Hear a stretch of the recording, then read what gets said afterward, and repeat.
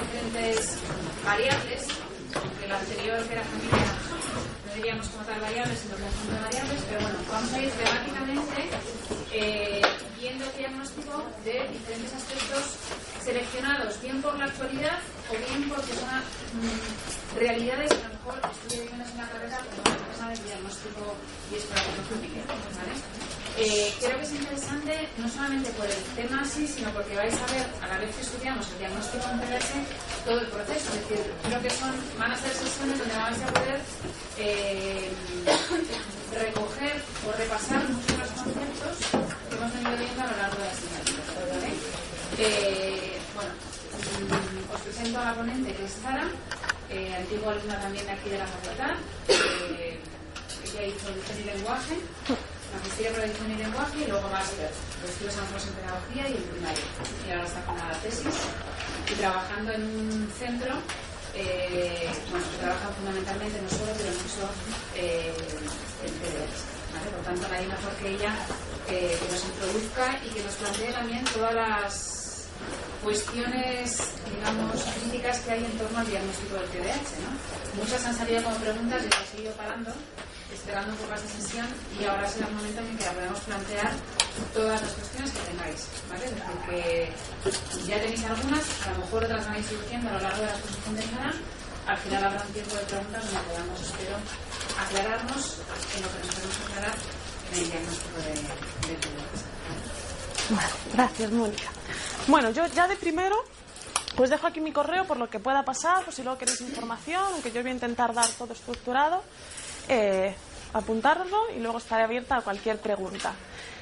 Como ha dicho Mónica, yo empecé ya hace, yo creo, como 6 años en el mundo del TDAH y empecé en Ocio, en un programa que tenía la Comunidad de Madrid, con chavales que tenían como requisito tener un diagnóstico de TDAH en programas típicos de verano, de campamento y cosas así. Entonces, a raíz de ahí, pasé de comprometer un tiempo de mi vida, que eran los veranos, por el TDAH, a comprometer toda mi vida durante un tiempo a nivel académico con la tesis y a nivel laboral trabajando en este centro con el TDAH. Entonces, me gusta mucho y me hace mucha ilusión venir a hablar de ello porque es mi día a día, pero también sé que es un tema complicado y que es un tema muy difícil por, sobre todo, el boom social que tiene ahora en los medios, la televisión, en el Facebook. Seguro que si alguno tenéis ahí alguna página de educación, llega un montón. Sé que hablo rapidísimo. Voy a intentar ir más despacito, irme parando, ¿vale? Porque no lo puedo evitar. Lo voy a intentar, de verdad, pero probablemente no lo consiga. Entonces, lo que yo quiero hoy es que hagamos un pre de lo que es el TDAH, ¿vale? Con sus bases, con las cosas de alerta que tenemos que ir buscando cuando hagáis esas entrevistas previas al diagnóstico con las familias, con los profes, que tengáis un poco el ojo avizor de cosillas que se pueden ir identificando. Una vez que tengamos todos la misma visión de lo que es el TDAH y de lo que hay que buscar, ya os voy a dar como un protocolo, que es el que solemos hacer de pruebas específicas para TDAH y no tan específicas, pero que os van a dar pistas. Es muy difícil el diagnóstico del TDAH, no es un diagnóstico fácil. Ningún diagnóstico en sí es fácil. Pero el TDAH se complica más porque hasta hace tiempo, pero ahora sobre todo, es un trastorno que se diagnosticaba en base a los síntomas, a la conducta, ¿no? A lo que tú veías en el chaval, y había poco a nivel neurológico, a nivel cognitivo, o incluso de pruebas de resonancia o genéticas que verificasen de verdad que había un TDAH.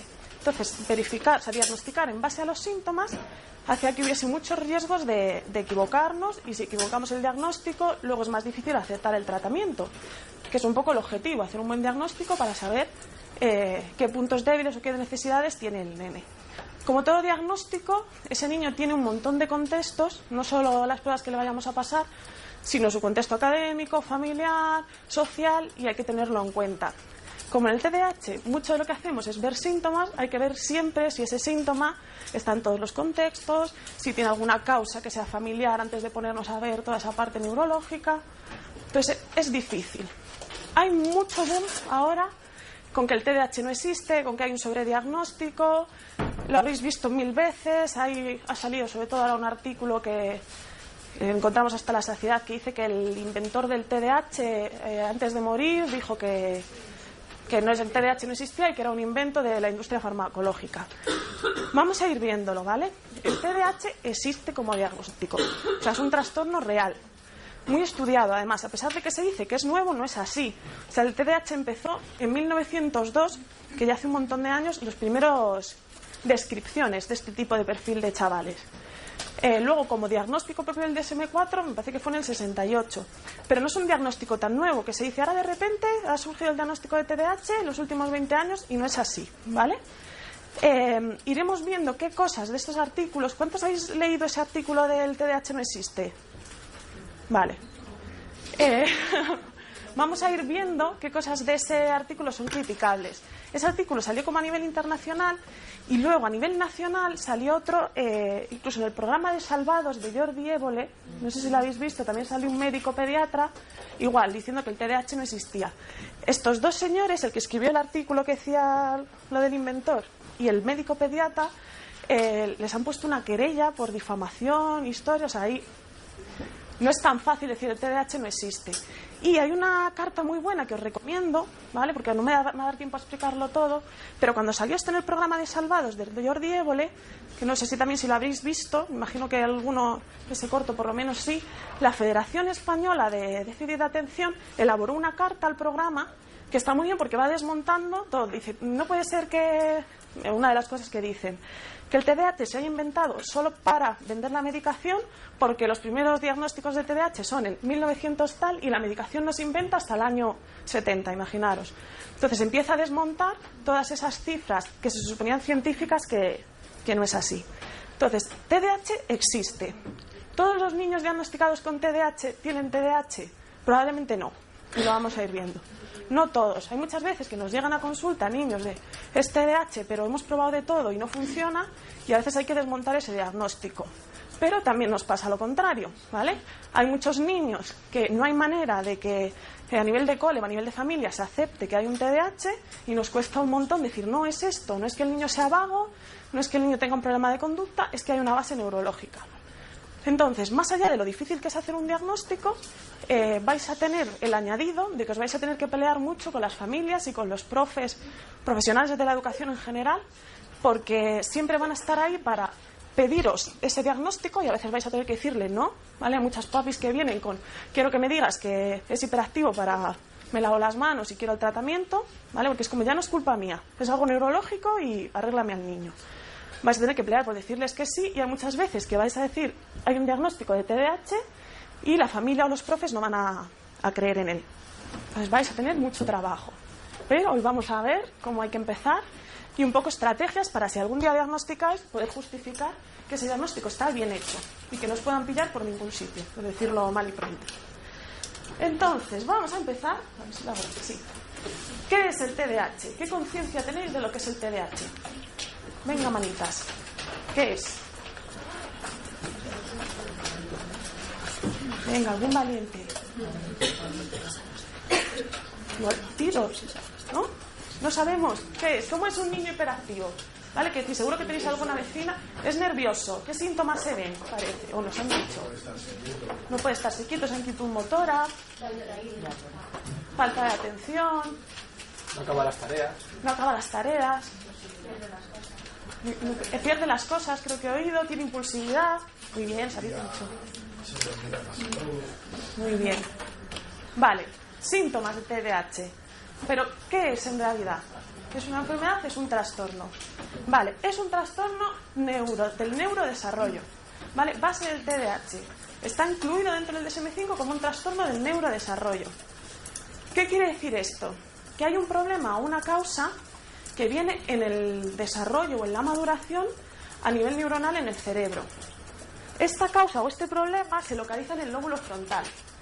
¿Voy bien o estoy yendo muy rápido? ¿Vamos hasta ahora más o menos bien? Alguien me hace así.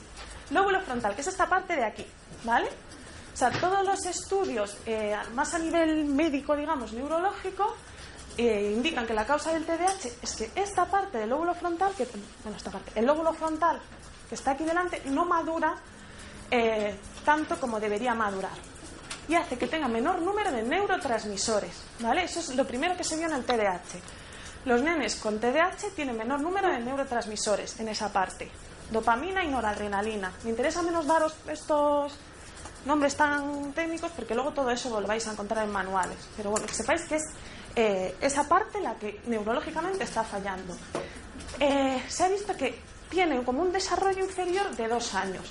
Eso quiere decir que si estás trabajando con un chaval con TDAH que esté en segundo de la ESO, su lóbulo frontal está al nivel de un niño de sexto de primaria. Fijaros la diferencia.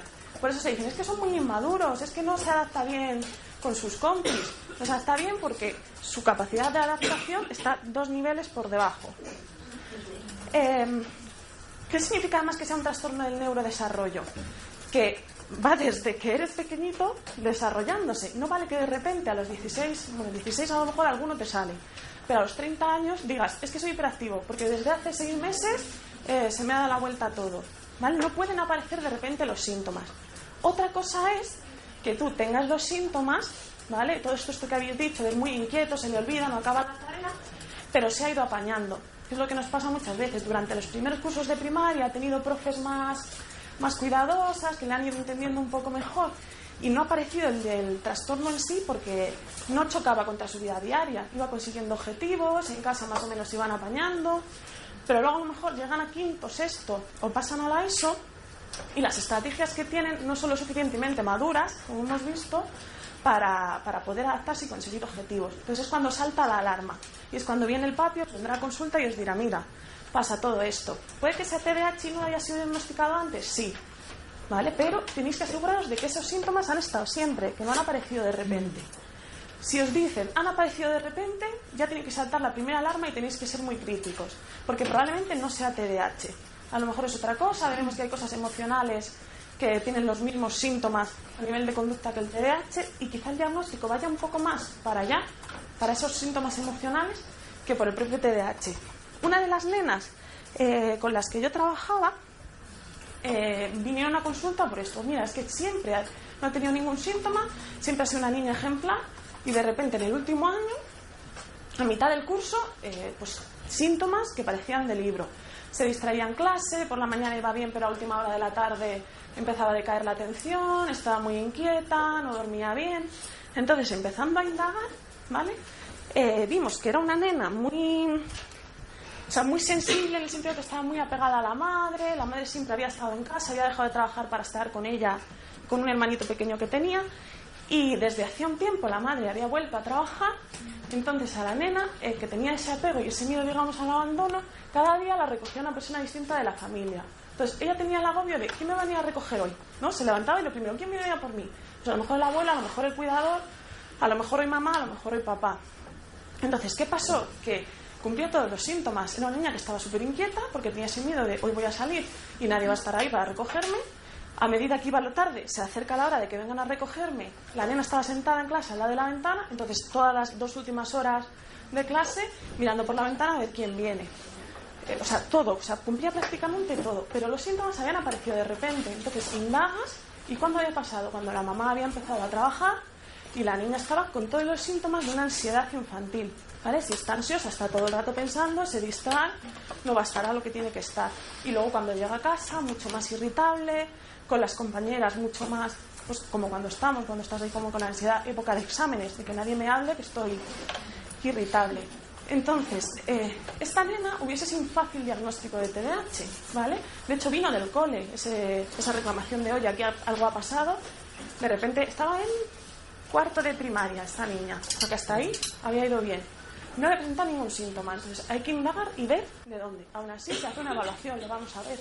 Pero eso ya tiene que darte muchos datos, de que no es un TDAH, y que si eso se trata desde el punto de vista clínico de psicología, ¿no? Ese miedo al abandono, esa inseguridad, o incluso con estrategias de que le hacíamos un calendario y ella sabía con foto todos los días quién iba a ir a recogerla.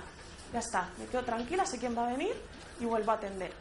¿Vale? Por eso es difícil este diagnóstico, es fácil conseguir, fácil confundirlo. Sigo. Ya sé que es mucho texto, ¿vale? No hace falta leerlo todo, pero quería poneroslos porque son los criterios diagnósticos del DSM-5, ¿vale?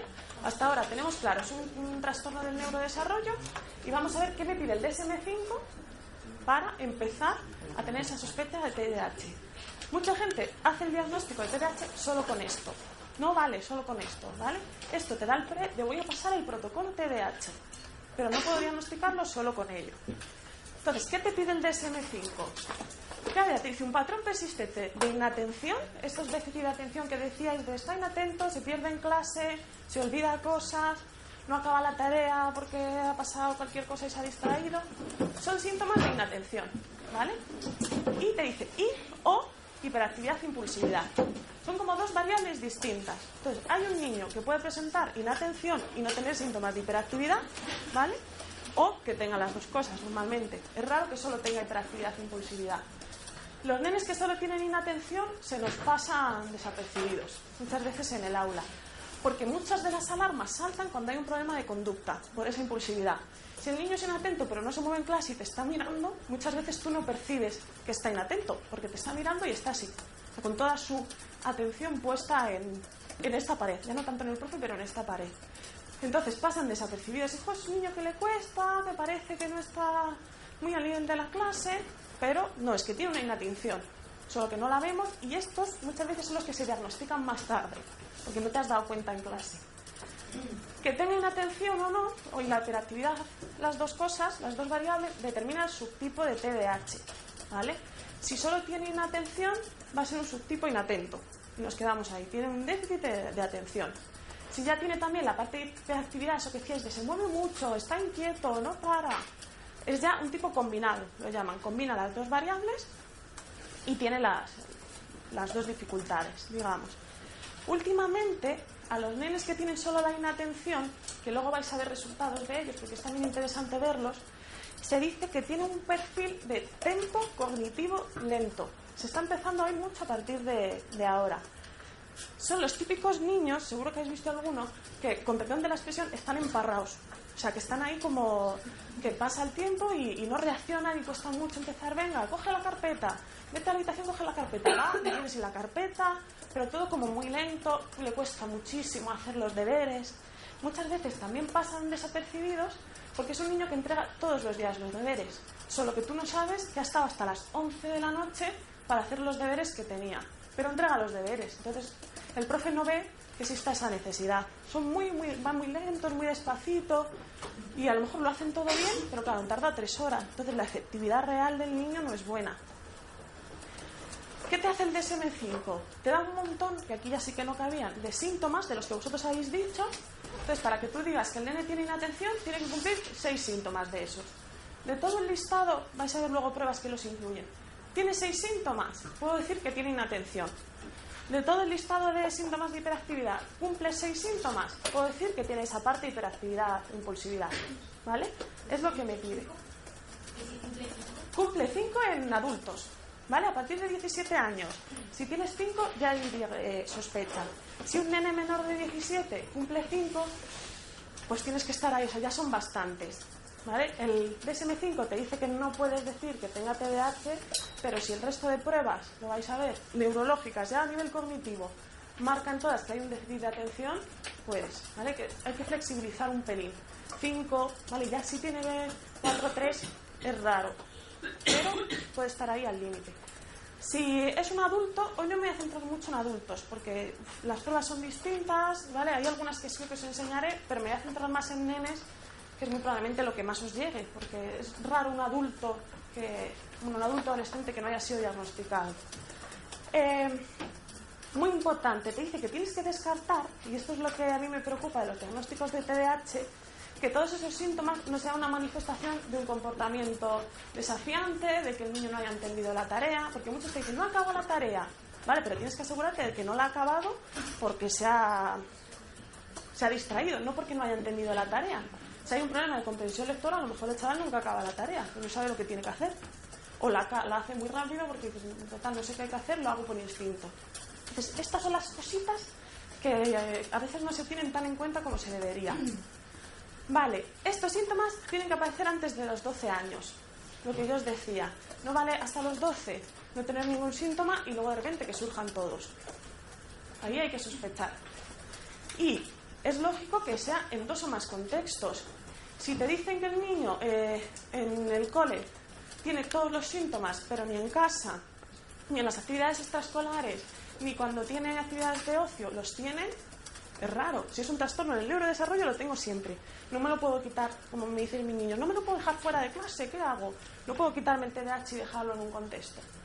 Por eso vais a ver que siempre todas las pruebas de cuestionario se pasan al cole y a los padres, ¿vale? Para garantizarme que por lo menos en 2 contextos existan esos síntomas. Vale. 12 años, 2 o más contextos. Bueno, y esto como todos los trastornos. Todos esos síntomas tienen que interferir en tu vida diaria. Tendréis muchos amigos que parece que cumplen con todo, que son nerviosos, que están un poco en la parra a veces, que cometen errores, pero llevan su vida con normalidad. Pues tienen bien sus amistades, han conseguido los objetivos en los estudios, a nivel laboral pueden trabajar, entonces no es un trastorno, ¿vale? Tiene síntomas, pero síntomas de personalidad como podemos tener todos. Yo también voy muy rápido y soy un despiste a veces, pero no tengo TDAH, es por rasgos de personalidad y porque voy siempre súper rápido. Pero hasta ahora no me han diagnosticado. Y luego, esto es lo que a mí también me preocupa mucho y es una de las cosas que quiero que hoy hagamos mucho hincapié para que no se os escape. Y es que todos estos síntomas no se pueden explicar porque haya, sobre todo en nenes, un trastorno del estado de ánimo o un trastorno de la ansiedad. Si el trastorno de la ansiedad o del estado de ánimo, como en esta nena que os he contado, justifica todos los síntomas, pues vamos a tratarlo primero. Si tratas en la causa emocional y los síntomas persisten, bueno, pues ya veremos cómo hacemos. Pero siempre primero hay que ser honestos y si hay algo emocional, es prioritario, por lo menos desde mi punto de vista. Estos son los criterios diagnósticos, ¿vale? Pero como veis, siguen siendo todos a nivel de conducta, de lo que veo día a día en el niño. Todavía no me he metido a ver qué hay a nivel neurológico. Repaso, trastorno del neurodesarrollo, que cumpla 6 síntomas y son peques en 2 contextos y antes de los 12 años. Y siempre descartar que no hay una causa, sobre todo emocional, ¿vale? Siempre sabiendo que el CI es normal, que no hay trastornos asociados de personalidad, que sea TGD o algunos otros trastornos que puedan justificar. Esta es la base de todo el TDAH a nivel de diagnóstico y de tratamiento, que son las funciones ejecutivas. Todo lo que se ha hecho en los últimos años, a nivel de investigación, a nivel de programas de tratamiento y a nivel de pruebas diagnósticas, va enfocado a las funciones ejecutivas. Tanto que el TDAH ya se considera un trastorno específico de las funciones ejecutivas y es el único trastorno en el que solo tenemos afectado eso, ¿vale? Y el diagnóstico diferencial a veces se hace porque si es funciones ejecutivas y trastornos de la comunicación vamos más hacia el TGD, pero si es funciones ejecutivas, TDAH. ¿Cuáles son estas funciones ejecutivas? Porque van a ser la base de lo que vais a evaluar. Esta parte es muy muy importante. Bueno, cada autor tiene su clasificación de funciones ejecutivas. Yo hoy os traigo la mía, ¿vale? Que es la que yo veo que son más especiales o más específicas, del TDAH y las que más se ven luego en tratamiento. Aunque hoy no vamos a hablar de tratamiento, pero ahí ya os dejo la pista. Entonces, la primera es la memoria de trabajo. Yo todo esto se lo explico a mis niños en tratamiento cuando empiezan, para que ellos sepas también qué es lo que les está pasando. Entonces yo les digo, tú tienes muchas memorias, ¿vale? Lo que te acuerdas de cuando tenías 5 años, de lo que te regalaron en tu cumpleaños, me voy a largo plazo. Lo que te acuerdas del día anterior o de la semana pasada, corto plazo, aunque yo no les doy ese nombre. Y tu memoria de trabajo, que es la pantalla de tu ordenador, ¿vale? Tú puedes tener muchísima información dentro del ordenador, pero si tienes una pantalla muy mini, como nos pasa con los móviles, tienes que estar retrocediendo, no retrocediendo para poder leer un artículo entero, digamos, pero los nenes no tienen capacidad de mirar hacia arriba o hacia abajo, tienen lo que tienen. ¿Qué pasa? Que ahí cabe muy poca información. Los niños con TDAH tienen una memoria de trabajo muy reducida. Entonces, si tú al niño con TDAH le das 5 órdenes, ¿vale? Vete a secretaría y pídele que te dé un folio rojo y un folio azul. Y a la que vuelvas te pasas por clase de Pepita y le pides 3 tizas. No le cabe toda la información. Entonces, va a hacer solo la primera parte o la última o la que sea relevante para él. ¿Qué pasa en la comprensión lectora? Seguro que os ha pasado cuando es un párrafo muy largo y muy difícil que tienes que volver a empezar a leer y tienes que leerlo 3 veces. Pues esto, en una frase corta, a un nene con TDAH le pasa. Por eso muchas veces no han entendido qué es lo que tienen que hacer. Pues desde que ha empezado a describe todos los seres, o sea, la clasificación de los seres vivos y además pon 3 ejemplos de mamíferos y pon 3 familias y el hábitat donde viven. Hasta luego, ¿vale? Va a hacer una de esas cosas. Y todo eso es por memoria de trabajo. Todos esos olvidos que alguien ha dicho, se olvida un montón de las cosas, memoria de trabajo. Es muy pequeñita. Cálculo mental, igual, ¿vale? Tú tienes el concepto del 2, el concepto del 5, pero si te digo 2 más 5 más 7 más... pues probablemente vayas a hacer mal la cuenta, porque no cabe en esa pantalla del ordenador toda la información. ¿Sí, más o menos memoria de trabajo? Si no queda claro, decírmelo, porque luego hay muchas pruebas que van sobre estos conceptos. Inhibición, que para mí es fundamental. Es de las cosas que más fallan en el TDAH. Que falle la inhibición no es que el chaval sea desinhibido y no tenga vergüenza, ¿vale? Es que no es capaz de inhibir estímulos. Cuando vosotros estáis atendiendo, en realidad sabéis que yo estoy hablando, pero hay un montón de estímulos a vuestro alrededor, que esté un compañero hablando, que suene el cañón, que pase un coche por la calle. Vuestro cerebro, por sí solo, lo que hace es apagar esos interruptores de todos los estímulos que no son relevantes y dejaros solo encendido el de mi voz. Entonces, si tenéis una buena capacidad de inhibición, inhibís todo lo demás y me escucháis a mí, ¿vale? Y podéis elegirlo, por decirlo de alguna manera. Yo elijo escuchar a esta chica que está hablando hoy. Los niños con TDAH no eligen ellos a qué quieren atender, sino que su cerebro elige por ellos cuál es el estímulo relevante, ¿vale? En base a criterios de averíguate, que sea un sonido más alto, que me interese más, que haya pasado un compi corriendo. Entonces es muy frustrante para ellos, porque no tienen la capacidad de elegir. Es como cuando estás viendo, seguro que alguna vez os ha pasado, estás viendo una serie, Walking Dead, está ahora muy de moda, con todo tu interés en el mejor capítulo. Llaman por teléfono y tu madre se pone a tu lado a hablar de lo que sea. Y tú no puedes evitar dividir la atención entre Walking Dead, que te interesa un montón, y tu madre, que está hablando de las Navidades. Te frustras y muchas veces te cabreas y dices a tu madre, ¿puedes salirte por favor a la otra habitación que estoy queriendo ver? Un nene con TDAH no puede, ¿vale? No puede decirle a su madre, oye, vete, porque el estímulo a lo mejor no es su madre, es que ha pasado una pelota o el ruido del cañón o lo que sea. Entonces, la fatiga mental que tienen de tener que estar todo el rato volviendo a ver Walking Dead con toda su atención y inhibir la voz de su madre es muy difícil. Esa es la inhibición. Y por eso se frustran tanto, ¿vale? Porque les estás pidiendo algo que no eligen ellos. Y además no saben identificar si esa información es relevante o no. A mí me pasa mucho con mis niños. En los campos me pasaba un montón. Estaban jugando al fútbol, Pepito de portero, con toda su atención puesta, ¿eh? Porque además sabe que es importante para su equipo, porque se lo hemos dicho, trabajo en equipo, que tiene que ser un buen portero. Pero pasa no sé quién corriendo y el portero sale corriendo. Y si no hay alguien ahí que dice, Pepita, que estás de portero, vuelve y me vuelve a poner. Entonces, ya no solo en clase, es también en su contexto social. Si ve una pedanza y una poranza, o sea, es también caótico en el patio. Eso es inhibición, ¿vale? También es la capacidad que yo tengo, asociada a la que vamos a ver después, de inhibir mis conductas, ¿vale? Son niños a veces muy descarados. No por mala fe, sino por inocencia, ¿vale? Si ellos llegan y quieren pedirle, o bueno, vamos a poner en nuestro caso, imaginaros, queréis pedirle un día libre a vuestro jefe. Entonces llegáis y si vuestro jefe está de muy mal humor y os dice, es que estoy enfadado porque no ha venido Pepito y me ha dicho que quiere un día libre, como estamos en Navidades con todo el trabajo que hay, vosotros valoráis la situación y decís, no es el momento, me paro, me voy, solo venía a ver qué tal. Un niño con TDAH va a decir, pues yo venía a pedirte lo mismo, con toda su buena fe. Entonces, eso le genera muchísimos problemas. No inhibe esa conducta, ¿vale? Y hace que también, aunque ellos sepan cuál va a ser la consecuencia de algo, si me subo a la canasta me puedo caer y me van a regañar, la información de, párate, que la consecuencia va a ser esta, no llega a tiempo. Entonces, cuando se da cuenta de que la ha liado, está arriba de la canasta. Entonces muchas veces culpamos y dicen, pero si es que ya sabe perfectamente que es algo que no se puede hacer, sabe que no se puede hacer, pero la consecuencia no ha llegado a tiempo.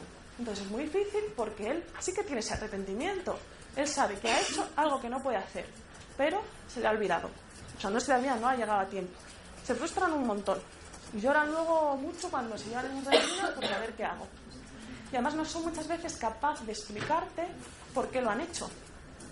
Yo tuve un nene, no, ya un semiadolescente, que un día salgo a la sala de espera y me dice la madre con un disgusto enorme, la ha liado un montón, pero gordísima esta vez, pero dice que no quiere hablar con nadie hasta que no hable contigo, ¿vale? De segundo de la ESO, si no me equivoco, el chaval con un gorro calado hasta aquí. Pasamos a sesión, digo, ¿qué ha pasado? Se quita el gorro y tenía todo esto rapado al cero. Vale, para que veáis las dificultades a nivel social y a nivel de vida a vida que pueden tener. ¿Qué había pasado? Él dice, pues ahora se ha puesto muy de moda esto de hacerse dibujitos, ¿vale? Que se rapan y hacen un dibujito de lo que sea. Entonces él en su casa por la noche dice, me voy a hacer la inicial de mi nombre. No llega la consecuencia de que igual te sale mal, esto lo hacen normalmente los peluqueros, como te salga mal verás tu madre. No. Entonces si intenta hacer la inicial de su nombre, evidentemente le sale mal. Como no planifica, que son todas las funciones ejecutivas que vamos a ver, y no inhibe, dice, pues me rapo todo el lado. Y así, luego no se da cuenta, porque como ya me voy a dormir, me acuesto de este lado y mi madre solo me ve el otro. O sea, no me voy a dar la bronca. Hasta ahí, a corto plazo, ¿vale? No planifico que en algún momento mi madre me va a ver el otro lado de la cabeza. Se acuesta de ese lado. El día siguiente, antes de salir de la habitación, gorro puesto, el gorro con el que yo le vi. Se pone el gorro hasta aquí y se va al cole. Cuando llega al cole, pues esto te lo cuenta él así, se da cuenta de que se va a tener que quitar el gorro en algún momento. Hasta ahí no había llegado esa información, esa consecuencia de, oye, es mejor que pares ahora, salgas del baño y le digas a tu madre, mira lo que me he hecho, que montes esta. Entonces, ¿cuál es la solución a corto plazo? Pues aunque mi madre me lleve al cole, al insti, me paso todo el día del insti en el baño, para no enseñar a mis compañeros que encima, claro, se van a reír por la que he liado, porque tengo media cabeza rapada, media cabeza no. Esto, el segundo día, ¿cómo vas el segundo día con la cabeza rapada después de que el día anterior, 2 días en el baño, las 8 horas de cole? ¿Vale? ¿Qué pasa? Que el cole llama a la mamá, oye, Pepito lleva 2 días sin venir. Claro, eso es una bola que ya ver cómo la deshace. Entonces, entra el niño a sesión, de todo esto el esfuerzo por no reíros, pues a mí me encantan. Y le digo, ya Pepe, pero yo no te puedo decir que esto está bien. Yo pensé que el objetivo del niño de no querer hablar con nadie hasta hablar conmigo era, esta me va a perdonar. Y me dice, no, si yo ya sé que está mal, solo quiero que me ayudes a explicarle a mi madre por qué lo he hecho. O sea, él solo necesitaba él. Ya sé que está mal, o sea, peor que lo he pasado yo, que me rapo media cabeza, a ver qué hago ahora, no lo va a pasar nadie. Pero él necesita justificar qué es lo que pasa. Yo muchas veces les pregunto a mis niños, y ahora antes de, cuando preparaba esto, les decía, voy a ir a la uni a hablar de lo que es el TDAH. ¿Qué es el TDAH? Y una nena me encanta, luego son muy gráficos. Dice, es una cosa que te pasa, que hace que te pongas tan nervioso que se te olvida cómo pensar. Esa es su definición de lo que le pasa. Y es eso, se pone tan nervioso, se rapa la cabeza, no tengo funciones ejecutivas para resolver eso. Para que veáis hasta qué punto pueden llegar. Estos son casos muy extremos de TDAH del libro, ¿vale? Pero, decir que este niño no tiene nada que le limite su quehacer cuando se meten estas cosas, hay que tener mucho cuidado. También hay una inhibición cognitiva que... ¿Cómo? Bueno, voy a esperar. Luego, si nos sobra tiempo, por no quitaros de la parte del diagnóstico, vamos a hacer una pruebecilla para que veáis lo que es la inhibición en vosotros, que se supone que todos somos capaces de inhibirnos. Voy a la iniciación. Esta es más fácil de comprender. Son chavales a los que les cuesta iniciar tareas, ¿vale? A veces dices, Pepe, si la inicia rapidísimo. No. Intenta ponerse rapidísimo a hacerla.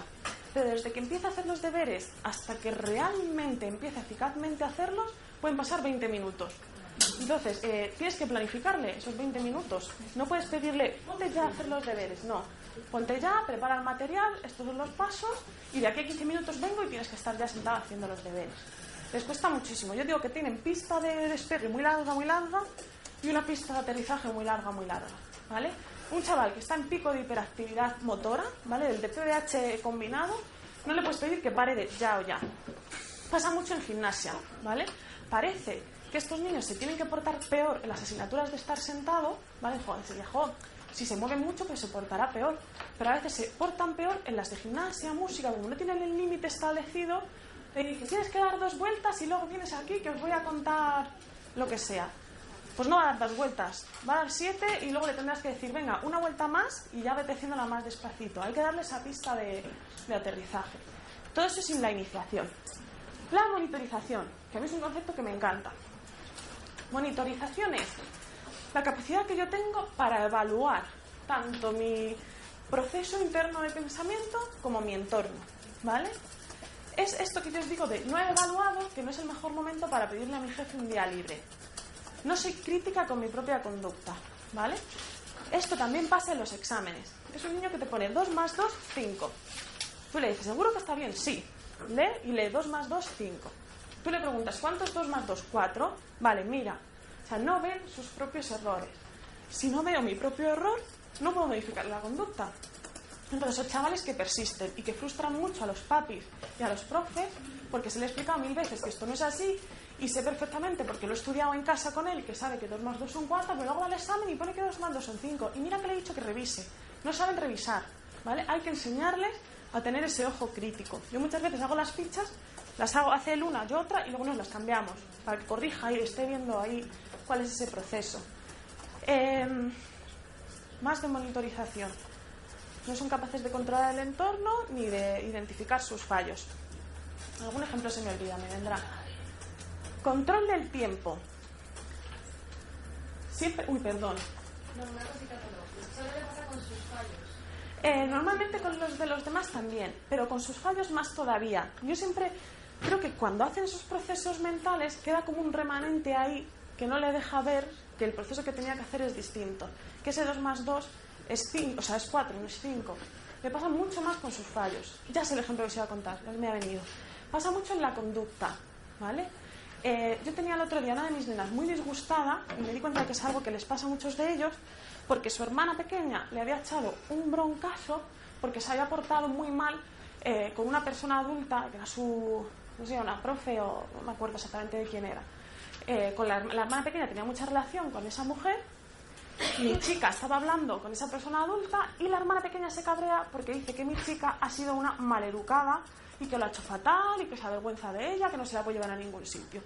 Entonces mi chica viene alucinada de, o sea, no me estaba portando mal, si además esa señora me cae muy bien. Entonces yo empiezo a analizar con ella, ¿vale? ¿Qué estabas haciendo cuando hablabas con ella? Pues estaba mi niña así, con una chincheta, clavándola en la pared. Y le digo, ¿y la mirabas cuando hablabas? No. ¿Y la contestabas cuando te hablaba? No. Entonces, ¿qué interpretó esa persona? Pues interpretó que estabas pasando de ella. Más es una niña muy carismática y tiene mucha... O sea, es de estos niños que parecen muy chulos, pero es por inocencia. Entonces, esa persona mayor no lo interpretó tanto, pero su hermana pensó, jo, qué maleducada, que no la está mirando, que encima... Eso es un fallo en la monitorización. Ella no sabe identificar que la conducta que está teniendo no está siendo la adecuada para el entorno. No sabe ver que esa persona va a interpretar que está siendo una maleducada. Más o menos la monitorización, que son funciones muy difíciles de todos modos, son las más complicadas a nivel de desarrollo cognitivo. Este control del tiempo. Los niños con TDAH viven siempre en el presente, no hay futuro para ellos, ¿vale? No son capaces de baremar cuánto son 5 minutos, cuánto es 1 hora, cuánto tiempo ha pasado, ni cuánto tiempo me va a llevar a hacer esta tarea. Uno de los niños a los que yo les preguntaba, ¿cómo le defino a los chavales de la uni el TDAH? Me decía, es lo que hace que cuando empiezas a hacer un examen, la profe te diga, tienes 1 hora, y a los 2 segundos te digan, falta 5 minutos, ir terminando. Para él han pasado 2 segundos. Se ha dejado la mitad del examen en blanco. Pasa muchísimo, ¿vale? Cuando estéis en las aulas, mitad del examen en blanco. ¿Qué ha estado haciendo? Ha estado distraído, inatento, o pensando mucho, como decíamos este tiempo cognitivo lento, una sola pregunta. Esto les agobia un montón, porque yo le digo, no pasa nada, no te preocupes, sé que estás muy cansado, pero solo quedan 20 minutos de sesión. No sé cuántos son 20 minutos, ¿sabes? Puedo pensar que son la duración de 3 horas. Entonces, no son, o sea, se agobian y esa conducta no les deja a veces estar tranquilos. Hay que enseñarles a tener un reloj, a medir un poco. Yo le digo, ¿cuánto crees que te va a llevar a hacer el examen, o sea, el esquema de este punto de cono? Algunos que te dicen 3 horas. Venga, ¿cuánto tardas de verdad? 5 minutos. Claro, a nivel de planificación de tu vida diaria, pues llegan siempre tarde o llegan siempre muy pronto, porque no sé cuánto tiempo me va a llevar ducharme. Todos vosotros esta mañana habéis hecho función ejecutiva. Ayer planificasteis, habéis decidido, habéis tenido en cuenta tiempos, otras opciones, os habéis adaptado si llegabais tarde a otro autobús, pero si no lo hay, pues llegas tarde o muy pronto. No planifican, ¿vale? Si no hay planificación, todos los planes se me van a desbaratar. Si les ponéis ejercicios de cuáles son los pasos para hacer un viaje, ¿vale? O yo les doy los pasos y a veces me los tienen que enumerar. Entonces te dicen, hacer la maleta, elegir destino. Y yo le digo, ¿pero qué vas a hacer? ¿Qué vas a poner en la maleta? Si todavía no sabes si vas a la playa o a la montaña. Ah, es verdad. Vale, pues elijo destino, miro un mapa, hago la maleta. ¿Pero miras el mapa después de elegir el destino? Ah, no, miro primero el mapa. ¿Vale? O sea, esas dificultades en la planificación diaria. Claro, esto para estudiar, ¿cuándo me pongo a estudiar el examen de cono? ¿3 días o 3 semanas antes?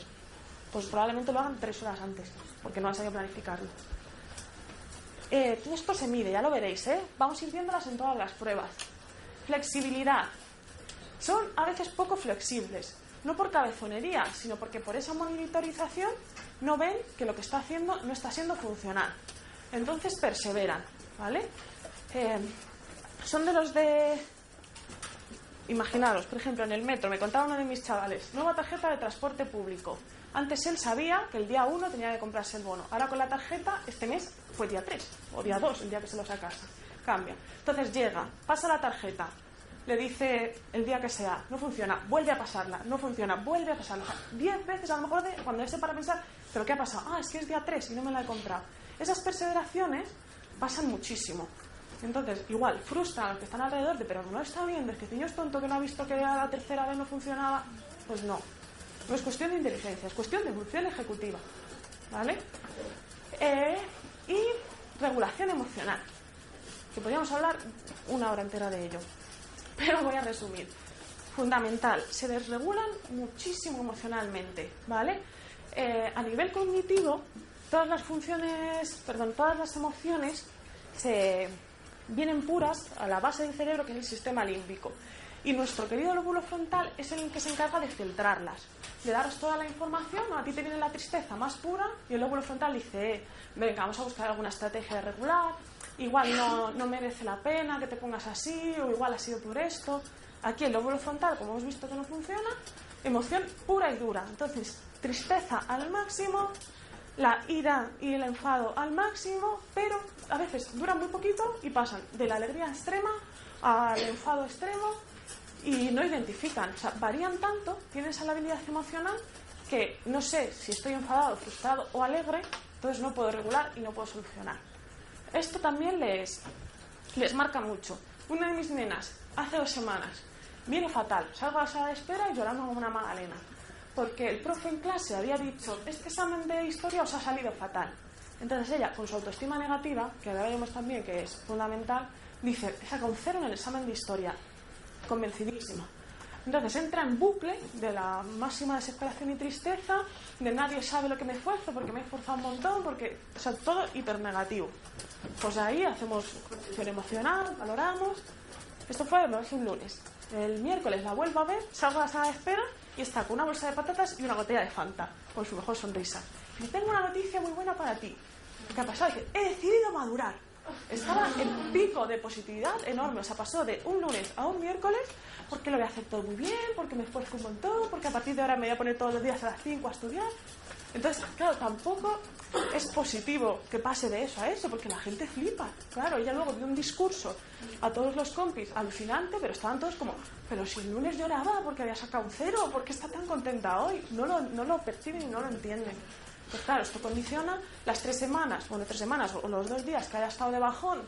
Pues imaginaros, si la emoción es la base de todo, pues no ha dado un palo a nivel curricular o de compañeras. Los 3 días que está de subidón, a lo mejor sí o a lo mejor no, porque está tan de subidón que no le hace falta repasar el examen de historia para recuperación. Entonces es fundamental y se evalúa también, y es un criterio diagnóstico. Vale, funciones ejecutivas bien. Sé que son conceptos complicados. ¿Alguna duda hasta aquí? Vale. Son la base de todo, ahora lo vais a ir viendo. Todas las conductas que antes hemos visto en el DSM-5 se justifican todas por un fallo en alguno de estos factores. Toditas. Y se tienen que evaluar, evidentemente. Vale. Entonces, una vez que ya sabemos cuál es la base del TDAH, vamos a ver cómo lo diagnosticamos. Siempre, primera entrevista, hay que tantear, es tanteo sin agobiar, cuidado con agobiar a los papis, porque muchos vienen con esa duda de si yo he hecho algo mal, porque además muchos, como os he dicho, saltan en el cole las alarmas y muchas veces esas alarmas no son muy amables de cara a los papis, ¿vale? Vaya con el condicionamiento de que algo están haciendo mal, porque en el cole se está haciendo la mayoría de las veces todo bien o han hecho todo lo posible. Entonces el papi viene con a ver qué me va a decir. Hay veces que vienen pidiéndote el diagnóstico, entonces hay que regularles a ellos también y decir, bueno, vamos a ver, puede que sean otros aspectos. Hay veces que vienen ya con el no creo en el TDAH, no me digas que es TDAH. Y hay veces que vienen con toda su humildad de, sé que algo pasa, dime qué, porque quiero ayudar, ¿vale? Que esa sería la la opción que a nosotros más nos gusta. Ellos quieren solo la necesidad de no sé cómo ayudarle.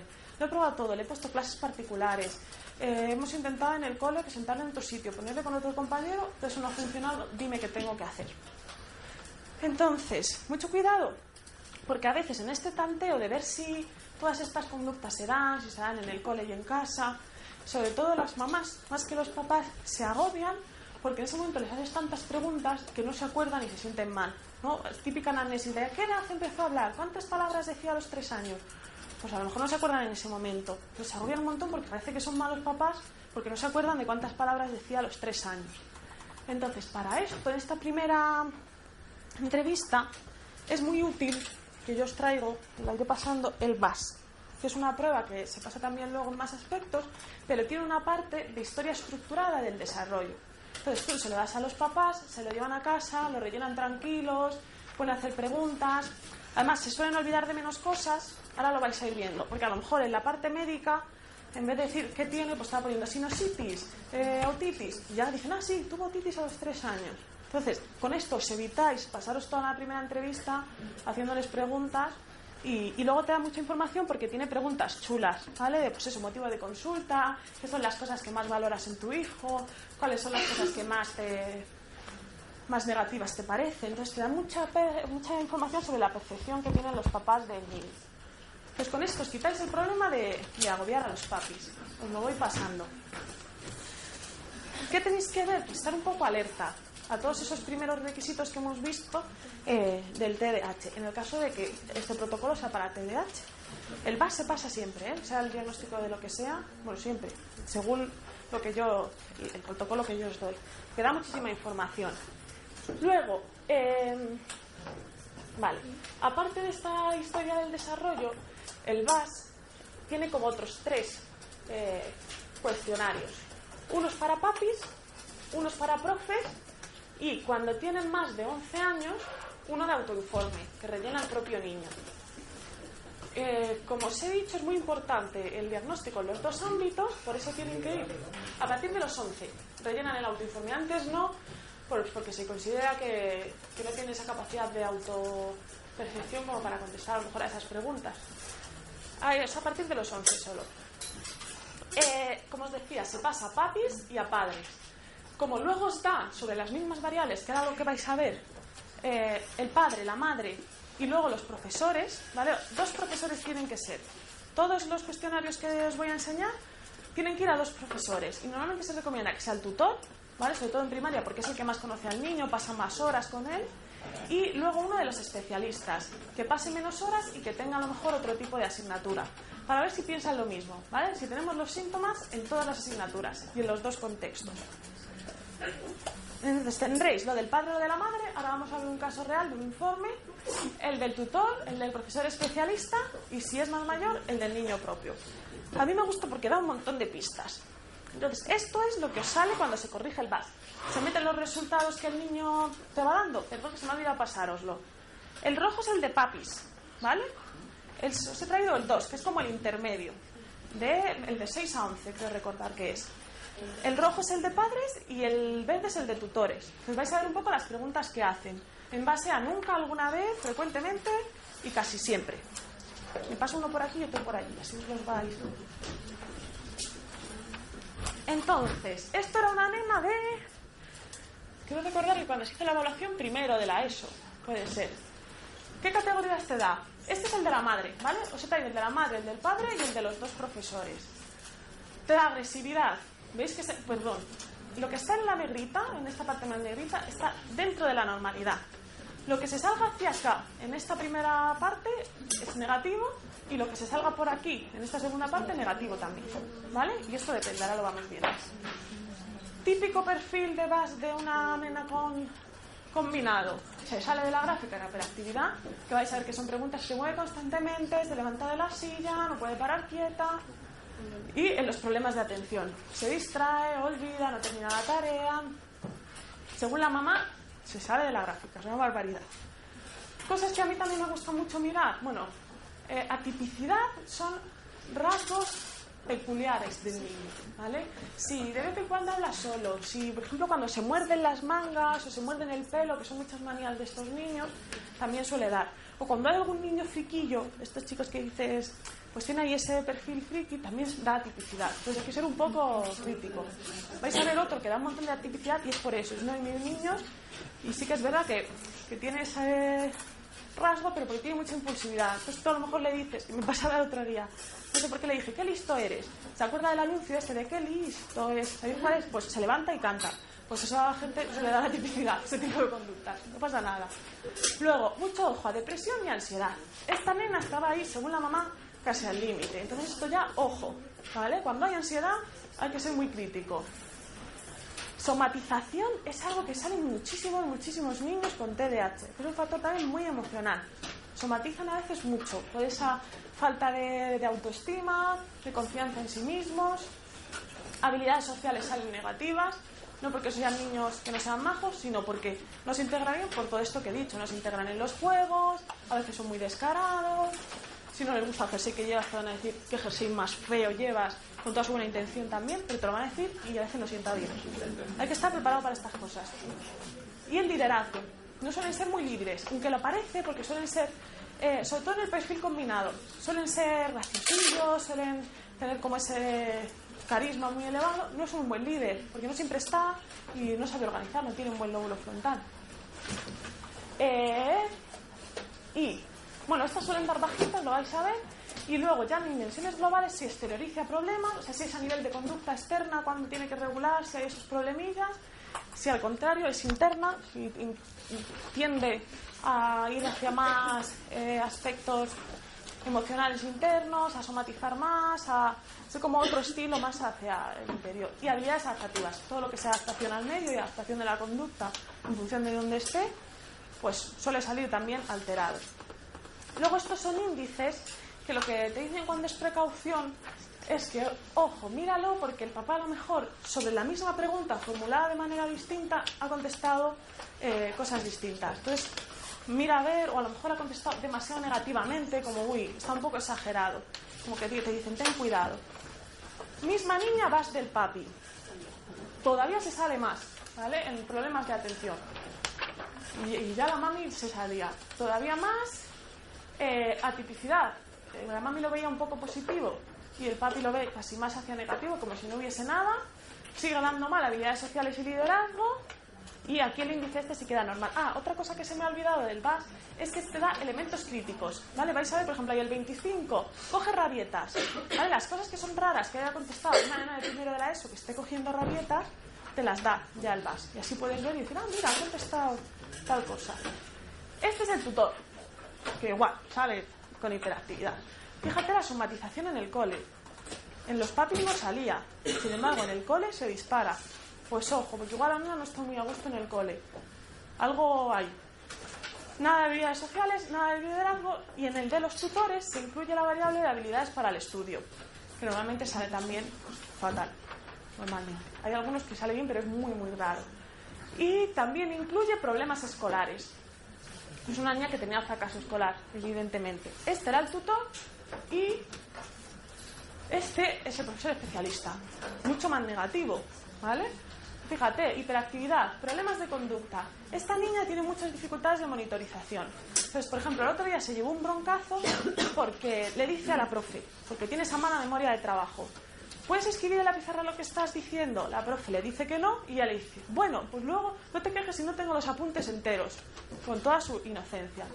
Entonces, ella viene a primera hora conmigo. La profe le dice, sí, pues vas a salir hoy una hora más tarde. Y mi niña le dice, no, porque tengo que ir con Zara, no voy a salir una hora más tarde. ¿Es imposición o es desafío? No, es que ella dice, no puedo salir una hora más tarde. Lo que pasa es que esa actitud o esa alarma de no le digas a tu profe que no vas a salir una hora más tarde, se ponga como se componga, porque la vas a liar. Entonces da problemas de conducta, pero no es una niña disruptiva para nada. Problemas de atención, problemas de aprendizaje, problemas escolares. Este profe es mucho más negativo. Cuando tenéis los cuatro, y su autoinforme. Esto es lo que contesta la niña. Tú fíjate, actitud negativa hacia el colegio. Pues cuadra. Si mis profes tienen esa percepción mía, es que algo está pasando en el cole. Aunque luego, mira, los profes no los tienen muy mala estima, ¿vale? Luego estará encariñada, seguro. Sentido de incapacidad. Esto da una barbaridad. Y sale mucho en los chavales de nuestro perfil. Yo me he quitado esto. Y luego, fijaros, la confianza en sí mismo, pues bajísima también. ¿Vale? Son chavales que están todo el rato siendo castigados, prácticamente todo el rato. Son como 8 veces más castigados que premiados. Una barbaridad, pues imaginaros. Esperad un momento que no puedo tener atención dividida y ponerme esto a la vez, que voy contándolo. Ya. Y creo que hasta aquí. Elementos críticos también, como tenéis el uniforme por ahí, los podéis ir viendo. ¿Qué te da el PAS? Lo que piensa la mamá, el papá, el tutor, el profesor especialista y el niño. Tienen que ser más o menos coherentes. Dentro de la subjetividad con la que tú evalúas a un niño, si te salen muy dispares o te sale fatal en el cole, pero en casa bien, pues volvemos a saltar la alarma de qué raro que en el cole a lo mejor esté bien. A no ser que puede pasar que sea un supercole. Y el supercole se ha adaptado súper bien al niño, sea una metodología muy participativa, muy práctica, y no se vea tanto dificultades en el cole. Pero ahí ya hay que investigar, ¿vale? Qué tipo de cole, qué tipo de tutor y qué metodología tienen. Pero ya tenéis que saltaros la alarma. Vale, hasta aquí el PAS. No, miento, os he puesto también, si no recuerdo mal, sí, este es otro nene, pero porque veis un ejemplo de los de solo inatención. ¿Veis? No aparece hiperactividad. Es de la madre, os he puesto en este caso solo el de la mami. No aparece hiperactividad, sí aparece problemas de conducta. Este es mi niño atípico, el que os he contado, de lo que listo es. Está ahí, según la mami, rayando un poco la alarma de depresión, pero bueno, luego se descartó. Ansiedad súper baja. Ojo cuando sale la ansiedad súper baja, porque como son niños normalmente muy activos, parece que están todo el día alegres. El niño nunca tiene ansiedad porque va siempre súper contento. El día que se desploman hasta abajo. O sea que cuando te sale tanto en negativo, no hay ningún síntoma, ningún día en todo su entorno de ansiedad, no es normal tampoco. Todos tenemos días malos. Entonces ese niño tiene el día malo, pero no lo está exteriorizando. Y eso es muy peligroso. Y mira cómo somatiza. Vosotros, ¿veis? Es un perfil como este, somatización se repite mucho. Y bueno, luego problemas escolares. También, fracaso escolar que aparece en casi todos nuestros niños. Vamos al siguiente, ¿vale? Esto todavía no son pruebas específicas de atención. Son pruebas que se pueden pasar en cualquier protocolo diagnóstico. Pero yo ya os voy dando las cosas en las que hay que fijaros si tenéis esa sospecha. Sabéis que el WIS valora 4 índices generales, ¿vale? El de lenguaje, el razonamiento perceptivo, memoria de trabajo y velocidad de procesamiento. ¿Dónde van a salir bajitos nuestros niños? ¿En cuál de esos índices? En memoria de trabajo y... Eso es, o son muy rápidos y cometen muchos errores, o lo hacen muy bien pero han sido muy lentos. Este es el perfil típico de un niño con TDAH. Se dice que es el perfil Z, y esto lo vais a encontrar mucho como criterio diagnóstico. Perfil Z porque los 2 primeros índices están mucho más altos que la media de los otros 2. ¿Vale? Entonces hace como una especie de Z, hay que imaginársela, hay que echar la imaginación, pero se ve, ¿vale? Muy altos los primeros y muy bajitos los otros. El 10 es la media. Entonces, os he traído este caso para que veáis que hay chavales con una capacidad cognitiva brutal, de alta, incluso altas capacidades, que están teniendo ese fracaso escolar, social, etcétera, porque la parte de función ejecutiva está bajita. Entonces yo les digo, mira, es como si tuvieses un equipo de fútbol, tienes los mejores jugadores. O sea, tu jugador de la parte del lenguaje, estupendo. Tu jugador de la parte visoperceptiva, estupendo. Pero tu entrenador, tu lóbulo frontal, no es un buen entrenador. Entonces no sabe cuándo tiene que entrar a jugar un jugador, cuándo no, cuándo el partido está yendo mal, monitorización, cuándo me quedan 5 minutos y tengo que apretar. Entonces, por muy buenas que estén las capacidades, muy inteligente a nivel de cociente intelectual, sea el chaval, no es una capacidad real. Entonces frustra mucho. Pues fijaos, si es que este niño cuando se pone el rato que está atento, lo hace súper bien. Claro, es que tiene mucha capacidad, pero tienes que entrenarle para que esa capacidad sea una capacidad real. Y ese entrenamiento es el entrenamiento en funciones ejecutivas. Muchas veces los niños, que yo también se lo explico, se quedan como súper a gusto. Pero mis jugadores son buenos, entonces no soy más tonto. No, y es un mal entrenador. En cuanto mejoremos tu entrenador, esto va a ir mucho mejor. Vale.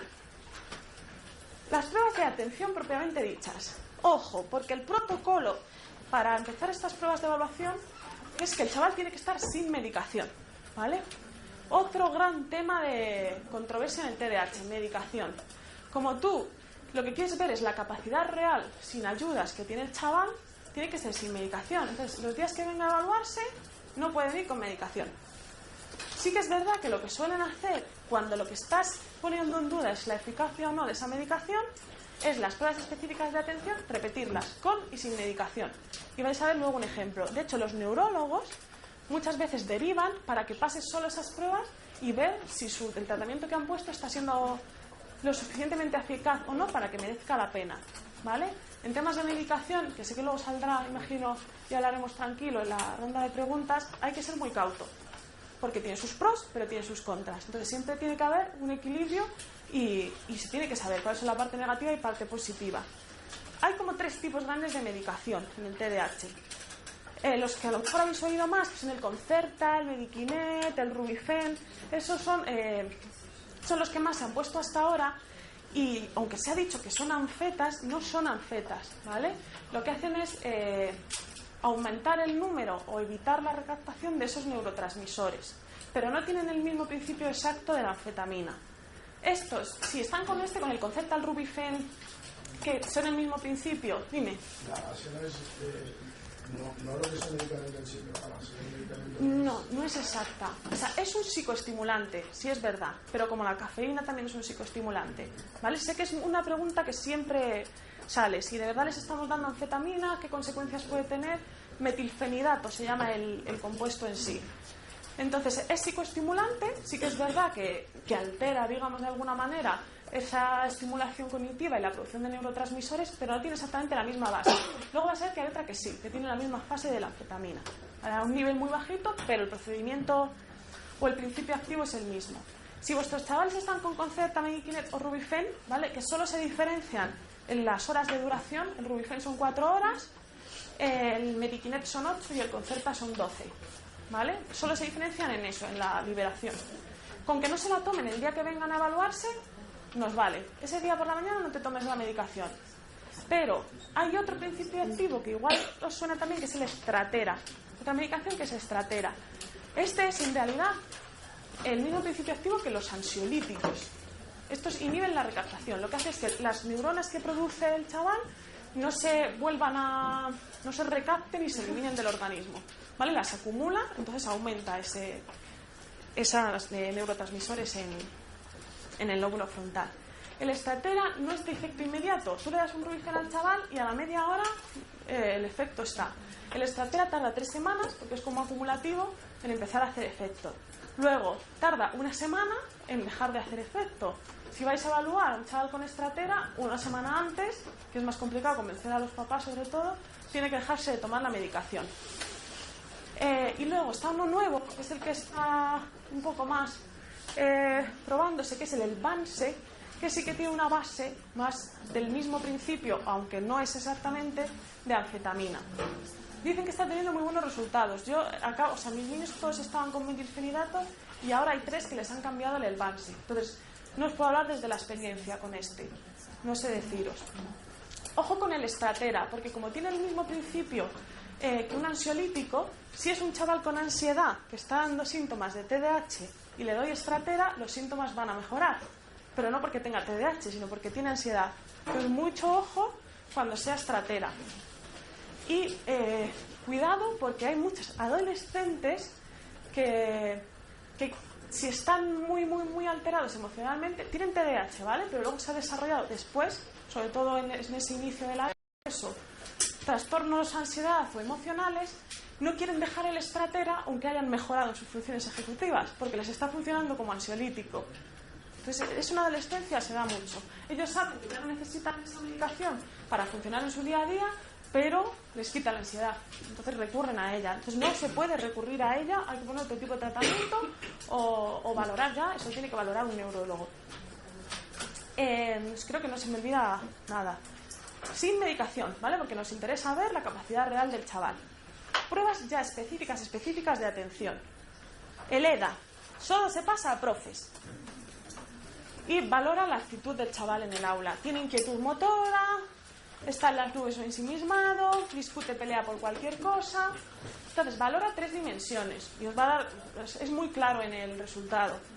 Si es hiperactividad, por ejemplo sería el subtipo que ya os decía de tiempo cognitivo lento, porque no tiene hiperactividad. Sí, da riesgo de inatención y sin trastorno de conducta, que también lo valora. Os lo paso también. Igual, se da a 2 profesores, ¿vale? Tutor y especialista. Además te dice el riesgo moderado, riesgo bajo, para que tú sepas hasta qué punto tienes que sospechar. El ADHD. Este se utiliza un montón. Estos son todos cuestionarios, es que tenéis que tener ahí el ojo crítico de ver cómo están contestados. Son exactamente los criterios del DSM-4. No el DSM-5 que yo os he contado, no, el DSM-4, el anterior. Entonces tiene un criterio de... Perdón, que he cogido el que no era. Un criterio de inatención, uno de hiperactividad. Uno de inatención, uno de hiperactividad. Entonces lo que tenéis que ver es los a menudo y frecuentemente que rellenan los papis. Si de los 9 criterios que hemos dicho de inatención hay 6 que dice frecuentemente, hay riesgo de inatención. También madre y padre, tutor y profesor. La madre, por ejemplo, aquí sí que ve de atención, no ve hiperactividad. El padre no ve nada, esto a veces pasa, no ve nada, solo 2 síntomas. Pues habrá que ver también si están separados, si es un estilo educativo muy distinto el del padre y el de la madre. La tutora sí que ve inatención y la profesora especialista también. Entonces os da un poco pistas de qué criterios cumple y qué criterios no. Y con este además os doy también el de adultos, que aunque no lo vamos a ver específicamente, tiene la misma manera de corregirse y así veis que los ítems están un poco adaptados. El ADHD es el de Peques, el que va primero. Siguiente, estos ya no son cuestionarios, ¿vale? Aquí ya tienes que tener al chaval centrado. Primero de ellos, EMA, igual a algunos suena porque se pasa bastante. Locura de prueba, ¿vale? Para los nenes, les cansa un montón. Porque lo que tienen, vais a ver, es un modelo de un muñequito que está así, ¿vale? Y tú tienes, si es el EMAF 2, que es este, que son los mayores, digamos, primaria, tiene 12 minutos, tú no le dices cuánto tiempo es, ¿vale? Pero vas a calcular que sean 12 minutos. Para tachar todos los muñequitos que vea iguales al modelo. Se parecen un montón, ¿vale? Entonces, esto luego evalúa cuánto se ha tachado, cuánto se ha dejado por tachar, cuánto se ha tachado sin que fuese ese muñequito y número de errores, omisiones y en relación al tiempo. Es bastante dificilillo. ¿Qué pasa? Como tú le dejas el test y no puedes hacer nada, no puedes decirle, oye, te estás distrayendo, y son 12 minutos, los nenes pierden muchísimo tiempo porque se ensimisman y se quedan muchas veces, a lo mejor de los 12 minutos, 3 minutos que han perdido de tiempo. Pero no puedes decirle nada, porque entonces no está siendo una calidad atencional real. Entonces son pruebas como muy largas en las que dejas al chaval que vaya él solo. El de los muñequitos es el EMAF, acordaros. ¿Qué te da? Te da 2 variables que os van a dar muchos test y que tenéis que tener mucho ojo porque va a variar en función un poco del diagnóstico cuál esté bien y cuál esté mal. Calidad atencional, esa CA, es el rato que el niño está atento, tiene una buena calidad de la atención, aunque sea poco, te va a atender 5 minutos, pero atiende con una buena calidad, eso te da la calidad atencional. Y luego la atención sostenida. Es capaz de sostener la atención mucho tiempo, a lo mejor con mala calidad, ¿vale? Pero mucho tiempo. Entonces hay que jugar con esas 2 variables. Chaval que atiende poco pero atiende bien, o chaval que está 20 minutos atendiendo pero atendió la mitad de la información. Todo lo que esté en este cuadrito gris va a estar mal. ¿Veis? Este niño tiene mal tanto la calidad atencional como la atención sostenida. Igual... Vale, otro más. ¿Veis? Este nene está bien, está muy al límite. Este sería probablemente uno de estos que tú decías de cumple 5 criterios, está como muy al límite. Pues está ahí. Tú no puedes decir que este niño esté muy mal, pero ¿sabes? El límite está en 40 y tiene 44. Pues igual es de estos niños que no coincide la capacidad que tiene con el rendimiento que está teniendo. A lo mejor no puedes determinar que hay un déficit de atención, pero sí una necesidad de que ese niño inicie tratamiento para mejorar un poco y entrenar y madurar un poco esas funciones ejecutivas. No sé si había alguna examen o no. Una pregunta. D2. Os lo paso también. Este es dificilillo, ¿vale? ¿Por qué? Le das al chaval esta hoja que tiene millones de Ds y él tiene que tachar las Ds que tengan 2 palitos. Por eso el D2. Puede tener 2 palitos arriba, 2 palitos abajo o un palito arriba, uno abajo. Entonces, empieza a rellenar una línea y a los 20 segundos le dices, cambio, bájala de abajo. 20 segundos, cambio. Se distingue del EMAP. El EMAP tú le dejas solo, ¿vale? Y si se distrae puede perder 3 minutos. Aquí si se distrae, lo máximo que pierde son 20 segundos. Entonces hay veces que una va mal y la otra no. Estás midiendo como procesos distintos en la atención. Los resultados que te da son bastante precisos porque te mide de todo. O sea, efectividad total, te da el rango medio bajo, medio alto, adecuado. Son un montón. En realidad lo que os tenéis que quedar es que mide si hay mucha variabilidad entre cómo empezó la prueba, ¿vale? Que en los primeros 20 segundos identificó todas, a mitad de la prueba solo llega hasta la número 7, ¿vale? Porque está ya como la calidad atencional disminuyendo, luego vuelve a hacer otros 15 bien, ¿vale? Es como, mide un poco la variabilidad en la atención. Y si cada 20 segundos el chaval ha perdido mucho tiempo en cambiar de línea, porque hay veces que se embotona y está ahí como, ¡ah! Hasta que vuelvo a la línea perdió 5 segundos. Entonces mide un poco todos esos factores. Incluye algo la vista, porque es verdad que yo lo he hecho y una vista jugada y me costaba un montón. Claro, tienes que descartar, por eso en el VAS autoinforme lo pone. Si el chaval tiene dificultades a nivel visoperceptivo, estas pruebas probablemente le den mal. Entonces tienes que descartar que no hay algo de eso, porque es verdad, no es fácil. Y el EMAG tampoco, son muñequitos muy pequeños. Entonces siempre hay que tener cuidado. Por eso vais a ver que estas, aunque son fiables, no son de las que más te fías. Ni el EMAG ni el D2. Se pasan porque te da mucha información en base a qué está fallando, si calidad o atención.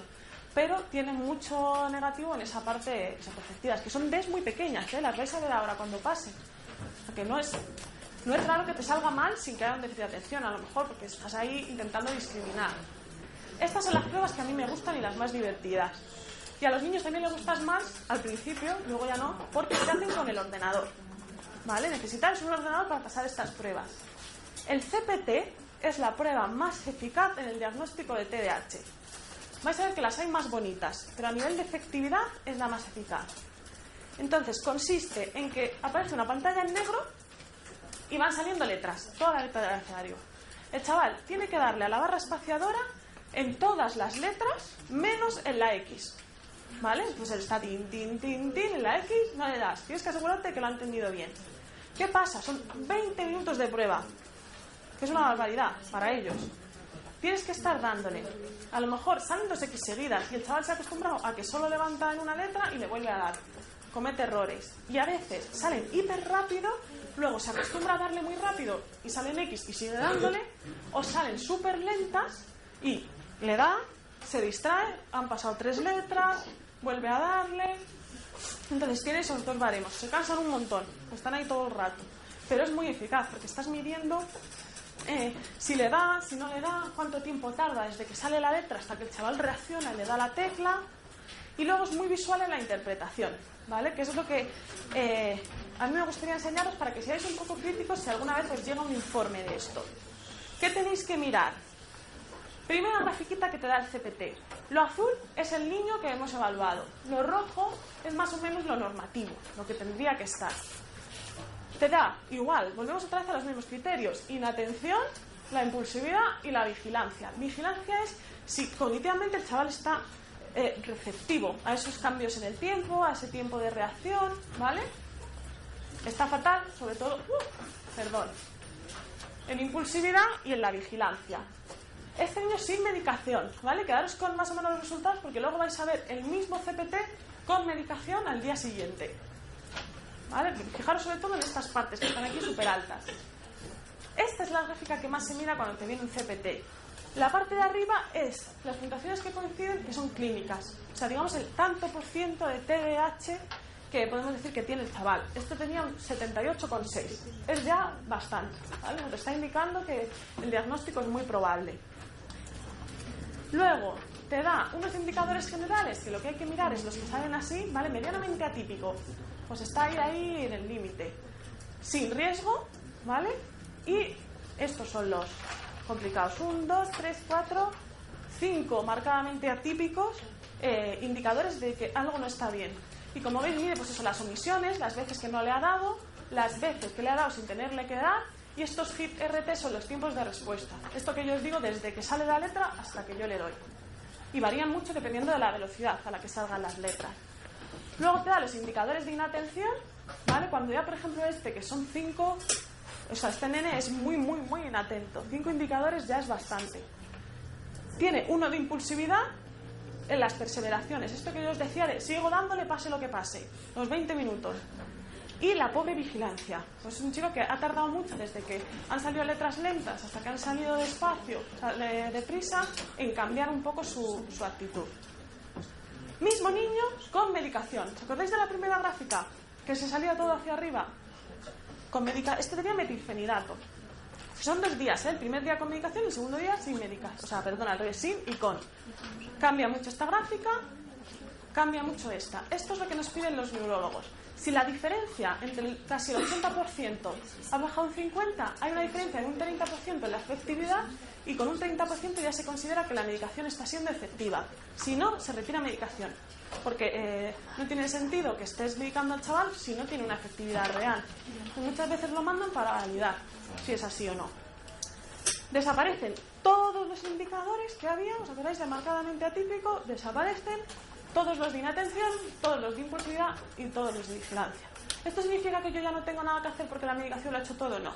Esto significa que la medicación le está ayudando, pero que hace falta un tratamiento psicopedagógico muy intensivo para que a medida que vaya mejorando, la medicación se vaya reduciendo, ¿vale? El objetivo no es que la medicación sea eficaz y yo me lavo las manos, no. La medicación lo que hace es estabilizar al chaval para que tú puedas intervenir.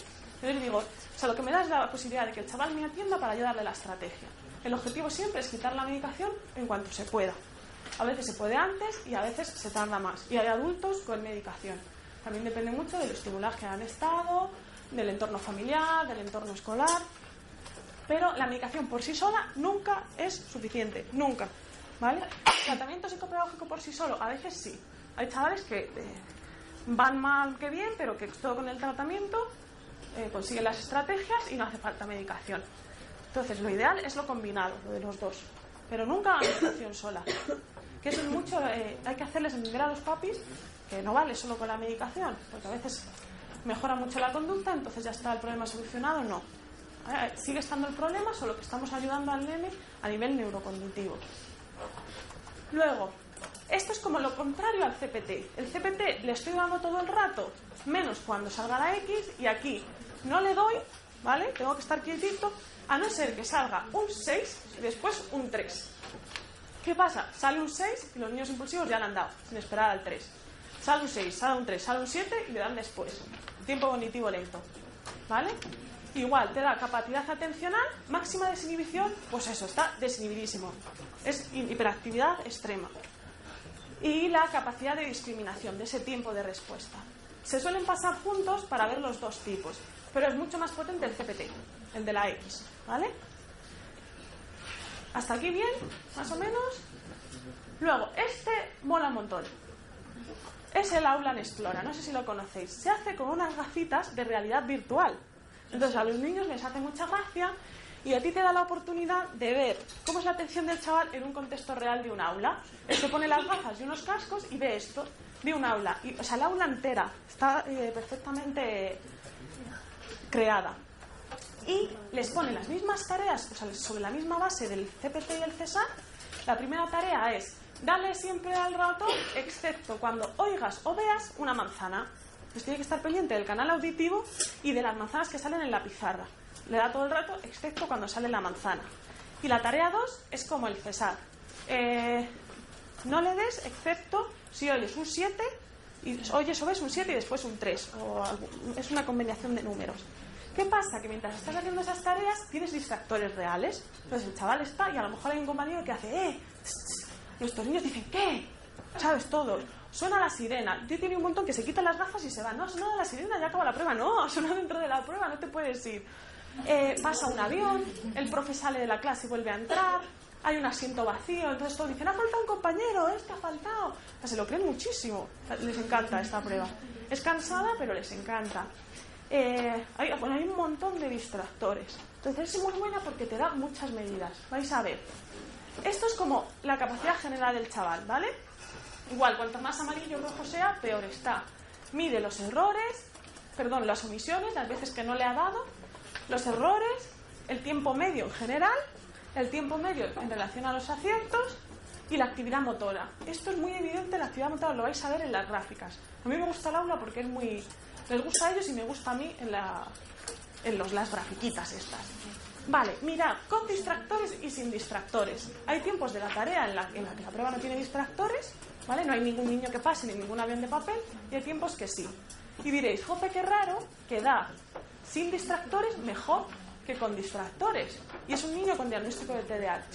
Cuando os pasa esto es porque los distractores de ese niño no están siendo externos. No le distrae el entorno, se distrae internamente. Pensamientos, ideas, ensoñaciones, se ha quedado pensando en que ha comido judías. Entonces, ojo, no os fiéis de, no pasa nada, sin distractores es mejor, no es TDAH. No, lo que te da la pista es que el distractor está dentro, no tanto en el entorno, ¿vale? Muy típico en los tiempos cognitivo lento, en esa inatención. No le distrae el entorno, le distrae que estaba pensando en los Pokémon o lo que sea que haya tenido el día anterior, ¿vale? Siguiente gráfica. Tarea 1, ¿vale? Que es la azul. Sería como tener un CPC y un CSAT en la misma gráfica. ¿Veis? Si falla más cuando tiene que darle mucho, más propio de hiperactividad, o cuando tiene que darle muy poco, más propio de la inatención. Igual, estímulos visuales y estímulos auditivos. Esto a mí me da muchas pistas para el tratamiento. ¿Es un niño más visual o más auditivo? ¿Qué le ayuda más? ¿A qué atiende? ¿A una estrategia de memoria auditiva? ¿Se va a enterar mejor si yo le cuento la lección o si hace un esquema y lo ve? Para diagnóstico menos. Y atención sostenida, ¿vale? De la tarea 1 a la tarea 2, se estaba viendo la pizarra cómo ha bajado la atención. Y aquí vienen las divertidas para mí. Esto es un niño sin TDAH, ¿vale? Tarea 1 y tarea 2. Lo que está más oscurito, no sé si se ve desde el fondo, ¿se ve? Son los distractores. Pues aquí el profe sale de la clase, entonces es un distractor largo porque hasta que sale y vuelve a entrar. Esto a lo mejor es el que le hacen al niño. No hay distractores, o sea, la calidad de la ejecución de la prueba, haya distractor o no, el niño está bien. Esto es un niño sin TDAH. Esto es un niño con TDAH. ¿Vale? Coincide el profesor. Esto, o sea, sale alterado cuando ha seguido con la cabeza el estímulo. La gafa mide lo que se mueve. Pues nada, tú fíjate. Le habrá salido... perdón. O sea, esto es más normal, pero esto, que no había distractor y está mirando a la parte de atrás, o sea, eso es ya un niño que es muy, muy inquieto y muy, muy inatento. Luego, niños sin TDAH. Esto cuadradito de aquí, que este se ve peor, es la pizarra de la clase. Y lo negrita, lo que está aquí como negro, es donde ha tenido él la mirada, no focalizada. Pues esto está muy bien, porque ha estado mirando, esto es la pared de adelante y esto es la pizarra. Esto es la amplitud de los movimientos que ha hecho, ¿vale? O sea, mira un poco hacia los lados, un poco hacia arriba y hacia abajo, y se ha girado un poquito así. Esto probablemente sería lo que nos saliese a nosotros, pues estás en una prueba y estás muy concentrado y además lo quieres hacer muy bien. Estos son mis niños, ¿vale? O sea, qué barbaridad la diferencia. Sí que es verdad que os he traído muy extremos, o sea, este es... Pero, jope, me encanta porque se ve súper visual. O sea, ha hecho movimientos que son difíciles de hacer con las gafas puestas. Lo digo de verdad. Ha mirado hacia atrás del todo. O sea, es el mismo niño de la gráfica de los distractores. ¿Veis? Aquí se ve mejor porque está en color. Pues imaginaros cómo se estén en clase, ¿vale? No está mirando a la pizarra ni la mitad del tiempo. Esta es la prueba más divertida porque se ve como más visual y hace más ilusión, me parece a mí. Funciones ejecutivas. Fácil, ¿vale? Ya vamos terminando. Mantener la atención, que queda poquito. La Brief, que os la paso. Vale, Brief es funciones ejecutivas muy del entorno, ¿no? De cómo se comporta el chaval en casa, de cómo se comporta en el cole. Y me gusta porque tiene muchas de las que yo os he contado y alguna más. Este chaval es el mismo del aula, ¿vale? Del que estaba fatal, el pobre. Le da todo clínico. Inhibición, lo que hemos hablado, el cambio de la flexibilidad, el control emocional, la iniciación, la memoria de trabajo, todas las funciones ejecutivas que yo os he contado, tanto desde el punto de vista de la madre como del padre, están alteradas. Esto tampoco es normal que pase, que esté todo tan alterado. Lo normal es que te dé más o menos esto, pues alguna clínica y alguna normativa. Este chaval, las que son más cognitivas, memoria de trabajo, planificación, organización de materiales, incluye, se me olvida deciros esta en la piel, dan mal, pero el cambio, la flexibilidad y la inhibición, pues dan normativo, o sea, está ahí como medio. Muchas veces, cuando las pruebas, todo lo que hemos visto de inatención da bien, el chaval tiene una buena inatención, pero funciones ejecutivas te sigue dando mal, lo que hacen es que, como no puedes diagnosticar un TDAH, determinas que es una inmadurez frontal, ¿vale? No está suficientemente mal el lóbulo frontal como para un diagnóstico de TDAH, pero no está tan maduro como tendría que estar a su edad. Requiere tratamiento igual, no se le suele medicar, es raro que se medique a un nene con inmadurez frontal, pero tratamiento seguro, ¿vale? Para que madure un poquito esa parte del lóbulo frontal. Y luego está el ENFED, que igual sí que le conocéis más porque se pasa más a nivel de neuro. ¿Qué pruebas tiene? Estos senderitos, el chaval empieza en el 20 y tiene que ir retrocediendo 19, 18, 17, 16 y calculas lo que tarda. Esta le suele salir mejor que esta, que es el sendero de colores. Empieza en el 1 y tiene que ir haciendo 1, 2, 3, pero un 1 rojo, un 2 amarillo, 3 rojo, 4 amarillo. Entonces se equivocan, tienen que volver a empezar, han puesto 3 rojos seguidos, pues, ¿sabes? Porque empiezan muy rápido. Entonces esta le suele salir peor. Esta es como la Torre de Londres o la Torre de Hanoi, que igual seguramente habéis jugado, que tienes las piecitas, el modelo, y tienes que pasarlo de este palito a este y que se queden igual. Entonces te cuentan el número de movimientos que haces para volver a dejar los mismos colores. No se suelen poner todos, normalmente se ponen menos. De aquí a aquí en el mínimo número de movimientos posible. Les sale fatal, porque empiezan sin planificar y se vuelven locos. Pues esta da mucha información. Esta, seguro que también la habéis hecho alguna vez en el Facebook o cosas así. Esta es una tarea de las de inhibición cognitiva que yo os decía. Hay que decir el color de las letras y no la palabra que pone. Dificilísimo, ¿eh? Seguro que algún error cometemos todos. Pero ellos empiezan súper rápido y empiezan leyendo, cambian, locura. Y esto es la grafiquita que os da el ENFED, ¿vale? Fluidez semántica es que tú le dices al chaval todas las palabras que se te ocurren que empiecen por F. Y, fonológica. Y la semántica, todos los animales que se te ocurran, ¿vale? Y ves a ver cómo es capaz de recuperar información y organizarla. Esto es muy típico del TDAH. Salen mal anillas y el sendero de colores. Lo demás te puede salir bien. Pero anillas y el sendero este que era rojo, amarillo, sale mal muchísimo. Y el Wisconsin, que a mí también me gusta mucho. Se hace con ordenador. Si alguna vez os quieren pasar a un Wisconsin, a partir de ahora tenéis que decir que no podéis, ¿vale? Porque ya os vais a ver el truco y no vale. Pero tú no le das al chaval ninguna pista de cómo va la prueba, excepto tienes que empezar y descubrir tú en qué consiste. Alucinan, porque si no me vas a dar ninguna instrucción, no. Tienes que ser un buen investigador y descubrirlo tú. Entonces, él empieza a hacer pruebas. Y dice, bueno, pues le dices que lo único que tiene que hacer es poner esta tarjeta en uno de los montones. Yo, por ejemplo, diría, pues voy a ir a poner cruces con cruces. Me dice, error. Pues ¿qué será? Normalmente cambian las tarjetas y perseveran. Cruces con cruces. Error. La prueba solo le dice si es error o acierto. Digo, bueno, pues voy a cambiar. Y voy a poner, como aquí hay 2 cruces y aquí hay 2 estrellas, voy a hacerlo por el número. Error. ¿Vale? Alucinan. Esto está mal, esta prueba está mal. Color. Acierto. Pues sigo. Los rojos, los azules con los azules, tal. Y de repente la prueba cambia la variable. Entonces, estaban haciéndolo bien y dice error. Los niños que tienen función ejecutiva dicen, pues igual es que es verdad que ha cambiado y cambia el número. Los que la tienen mala perseveran, que era el color, que he dicho que era color, y 8 veces error hasta que dicen, igual ha cambiado. Encima, esta prueba tarda lo que tarda el chaval en pillar la prueba. Si la pilla muy rápido, a lo mejor son 5 minutos, pero como no, están ahí 20 minutos hasta que consiguen averiguar que de vez en cuando el criterio cambia. Pues suele salir muy mal cuando hay una función ejecutiva que esté muy mal, ¿vale? Si no, hay veces que te da bien el límite y te pueden falsear. Luego, esto no es de TDAH, pero hay que tener cuidado, ¿vale? Porque tienes que... O sea, el TDAH tiene un montón de trastornos comórbidos.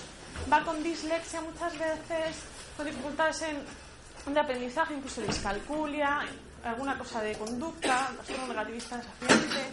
Entonces, ojo, pasar siempre las pruebas de lectura y escritura, ¿vale? Para ver lo que decíamos de, oye, no lo está haciendo porque no entiende, o sí que lo entiende, pero no lo está haciendo. Fallan, no sé si conocéis bien estas pruebas, pero por ejemplo, el PROLEC de secundaria te dan un texto y tienes que hacer un esquema. Pues si no planificas bien, no vas a hacer un buen esquema, ¿vale? Es un poco porque descartéis. Y luego, parte fundamental, ya sé que soy pesada, la parte emocional. Si esta parte os sale mal, hay que mirar con mucho ojo todos los resultados que os hayan dado anteriormente, para bien o para mal. Porque hay muchos niños que sí que tienen TDAH, pero tienen tal nivel de autoexigencia y esa ansiedad que vienen con tantas ganas de hacer bien las pruebas que te dan falsos positivos. Y no es su funcionamiento real, es que ese día el chaval estaba intentándolo muchísimo. Ha acabado agotado, pero lo ha hecho bien. Entonces, ojo también, tanto para bien como para mal. Estas ya os las explico rápido. El STAI, con C es el de más secundaria. Hay un STAI para más pequeñitos. Mide ansiedad-estado, que es cómo está el chaval en el momento de la prueba, ¿vale? Le hace preguntas de cómo estás en ese momento. Me siento inquieto, me siento calmado, me siento molesto, me siento agradablemente. En ese momento, ¿cómo está? Y la ansiedad rasgo es cómo está en su vida en general. Entonces te da pistas de si está muy ansioso en el momento de la prueba, ojo, porque es un chaval que a lo mejor lo está pasando regulinchi, no está siendo una eficacia real, y luego tiene ansiedad a lo largo de su vida, en su día a día. Si os da mal, eso, hay que ser muy, muy críticos. Luego está el F5. O sea, de estas pruebas hay muchas otras de ansiedad. Yo os digo las que solemos utilizar porque además son fáciles, las vais a ver de pasar. El AF5 nos gusta porque es de autoconcepto y te da esas 5 dimensiones. Entonces, el autoconcepto académico suele estar mal en TDAH, el social también, hay veces que no, físico es raro, bueno, es raro, eso ya depende más de la personalidad del chaval o de cómo se encuentre y no tanto de que tenga TDAH o no. Y el emocional, se suelen ver a sí mismos desregulados, así que te suele mal, no regulo muy bien mis emociones, no soy capaz de controlarlas. Y el familiar depende de la familia, ¿vale? Lo ideal es que te salga un autoconcepto familiar muy alto, porque eso significa que se siente muy apoyado por su familia. Igual te va a dar muchas pistas de cómo está emocionalmente el chaval. Y finalmente el CDI es de depresión infantil, por si acaso hubiese algo, ¿vale? Si en los VAS te ha dado ahí depresión al límite, pues va directo el CDI. Y mide disforia, ¿vale? Lo contrario de la euforia, si está muy apático, muy hacia abajo, y es autoestima negativa. Es facilillo, aunque hay que saber que el chaval lo ha comprendido, porque te da 3 opciones y él tiene que elegir. Estoy triste de vez en cuando, estoy triste muchas veces o estoy triste siempre. Son duros de corregir a veces estos cuestionarios, porque igual que en el VAS hay algunas de todo lo que hago me sale mal, el chaval que te dice que sí, un verdadero, para que digan en un cuestionario que saben que vas a leer y que va a salir en una evaluación, todo lo que hago me sale mal, sobre todo con adolescentes que a veces no quieren expresarlo tanto, tela. Creo que no me olvido nada. Después de... Dime. Una pregunta. Estos últimos de emocional y lectoescritura, ¿los pasas para descartar que venga de esto Eso o es. para también tenerlo en cuenta en tu intervención? Ambas cosas. Descartas que no te hayas equivocado y que sea algo emocional, y luego, como el objetivo muchas veces de esa evaluación es determinar si hace falta un tratamiento o no, va seguro. Se pasan a veces más pruebas. Estas son como las de siempre en protocolo. Pero si memoria te ha dado muy mal, pues pasa algo específico de memoria. Si la parte visoperceptiva, como decíamos, has visto, comete errores porque no discrimina bien, pasas también esa parte visoperceptiva. Pero estas a mí me gusta meterlas siempre, por ambas cosas. Yo me quedo tranquila por el diagnóstico y no hay ninguna necesidad del chaval que no se haya visto y luego no se vaya a tratar. O por lo menos que yo no haya dicho, oye, esto hay que tratarlo. Porque luego ahora veremos en las conclusiones. Tú tienes que poner no solo el diagnóstico, sino si recomiendas un tratamiento, hacia dónde tú consideras que tiene que ir enfocado ese tratamiento. Una cosa muy importante, una vez que hayáis acabado esto, seáis muy críticos y veáis esa coherencia que yo os decía, tengo todas las pruebas y tenéis que haceros un mapa mental del chaval. No solo de las pruebas, sino del contexto, ¿vale? Mapa mental que me he hecho con los datos de su familia. Si me he puesto en contacto con el cole o con los cuestionarios, mapa mental del cole. ¿Todo tiene sentido? ¿O hay algo que de repente dices, pues que esto no cuadra? Todas las pruebas de atención mal, excepto una que de repente le sale súper bien. Pues a ver cuál es y cómo estaba el chaval en ese momento. Porque igual os digo, ha dado falso positivo por esas ganas de hacerlo muy muy bien. Una vez que tienes todo eso, haces una hipótesis diagnóstica. No puedes hacer el diagnóstico tú, ¿vale? Un diagnóstico de TDAH tiene que hacerlo un neurólogo o un psiquiatra infantil, aunque normalmente son los neurólogos. Tú lo que haces es hacer tu informe, tu conclusión diagnóstica y siempre a confirmar con un especialista en neurología, ¿vale? Porque tienen que ser ellos los que digan sí, es verdad, y pongan el sello de estas pruebas están bien hechas. En neurólogos, pues como todo, hay neurólogos muy buenos que hacen una labor muy buena, tanto a nivel de acogimiento de familias como a nivel clínico, y te puedes encontrar con algunos que o te echen para atrás diagnósticos o que tú hayas dicho, no es un caso de TDAH, según mi opinión, y ellos aún así digan que sí y mediquen. Pues ahí ya, o sea, vosotros lo que podéis hacer es aseguraros que vuestro diagnóstico, como yo os decía, no te lo van a pillar por ningún sitio, y que está bien hecho y que has tenido en cuenta que detrás de todas esas puertas había una personita con un mundo inmenso, y has tenido en cuenta ese mundo, no te has quedado solo en un dato, como tú decías, es que es un 6, ya, pero es que vamos a ver qué niño es, en qué contexto y cómo estaba en el momento de la evaluación. Luego, para dar esa devolución a la familia, pues hay que tener mucho cuidado, hay que ser muy, muy, muy empático, porque como os decía, hay algunas que os van a forzar a quiero ese diagnóstico, hay algunas que van con mucho sentimiento de esa culpabilidad y de igual yo lo podía haber evitado, y hay que acogerles y ver qué cosas reforzarles han hecho bien hasta ahora, han tenido sensibilidad, han sabido ver qué cosas eran propias del diagnóstico y qué cosas no, que es algo que preguntan mucho las familias. ¿Y cómo sé si esto que hace no lo hace porque no le da la gana o porque es déficit de atención? O sea, que devolverles mucho eso con esa tranquilidad y esa serenidad de no pasa nada, lo importante es que estamos en el camino correcto. Yo siempre les digo, estás aquí y eso ya es que has tenido como familia una inquietud de que hay algo no va bien y la voluntad de que necesitas saber para evitar ese sufrimiento al final y esa mala calidad de vida del nene. A veces no es tan difícil devolver el diagnóstico a las familias como a los coles, ¿vale? Yo pensé siempre que iba a ser al revés, pero es mucho más difícil que un cole te acepte un diagnóstico que te lo acepte la familia. Yo me he tenido que pelear muchísimo y me he tenido que pelear y enfadar un montón por las respuestas de los profes, porque muchas veces desde estas cosas que leen en Facebook, tú has hecho la evaluación, has conseguido que la familia lo entienda y que esté tranquila, llegan con su informe al cole y el tutor no cree en el TDAH, entonces no va a hacer nada. Entonces ya yo muchas veces le digo, es que aunque no creas en la etiqueta de TDAH, cree que hay una necesidad y vamos a ponerle, independientemente de lo que tú creas que existe o no, una solución a eso.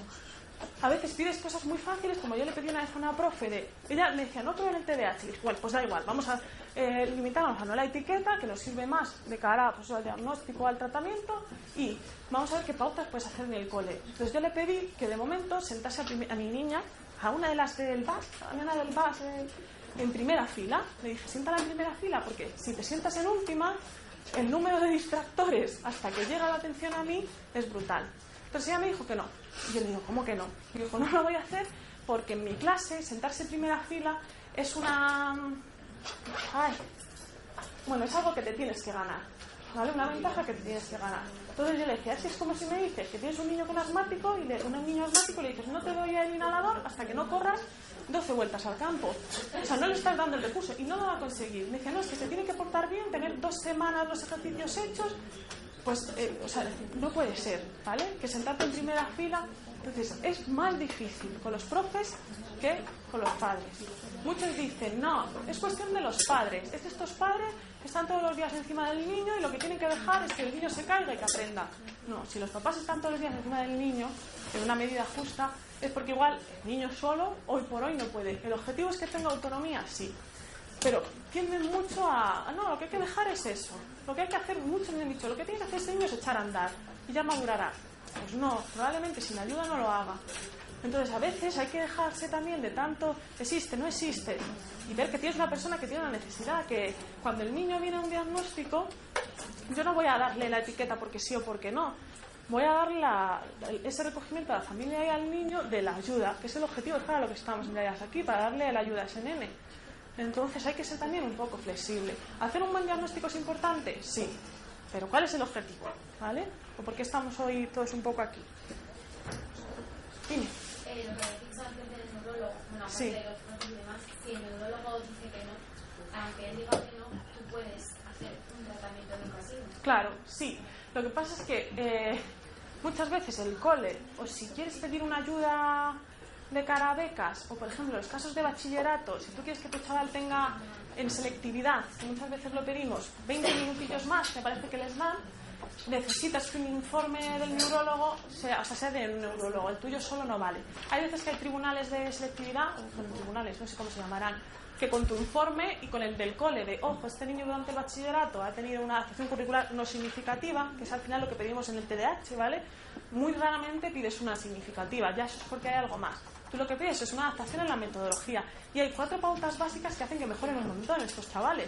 Véase, pues eso, siéntale más adelante, agenda, ¿vale? O sea, el uso de la agenda es fundamental. Entonces, me he ido. Pero bueno, sí, es muy difícil a veces cuando el neurólogo te dice que no, que es raro, ¿vale? A mí me ha pasado solo una vez, y me ha pasado con un señor que le dijo a una de mis chicas que fíjate, o sea, es que luego hay sentido común en todos los lados. Diagnóstico de TDAH de muchísimo tiempo, la cambian de neurólogo y el neurólogo le dice que no tiene TDAH. Le empieza a hacer preguntas de su vida y la chica le dice que tiene 19, 20 años y que dice, estoy muy contenta porque me he echado un novio, le cuenta. ¿No habías tenido novio antes? No. Entonces el neurólogo, o sea, alucino, le dice que no tiene TDAH, que lo que tiene es un problema emocional porque es lesbiana y no lo tiene interiorizado. Y le quita la medicación. O sea, ojo luego, ¿vale?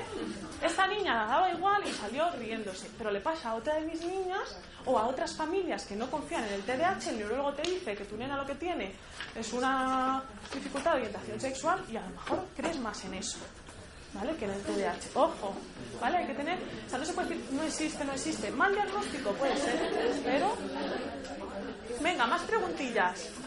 No me creo que no haya más. Vamos.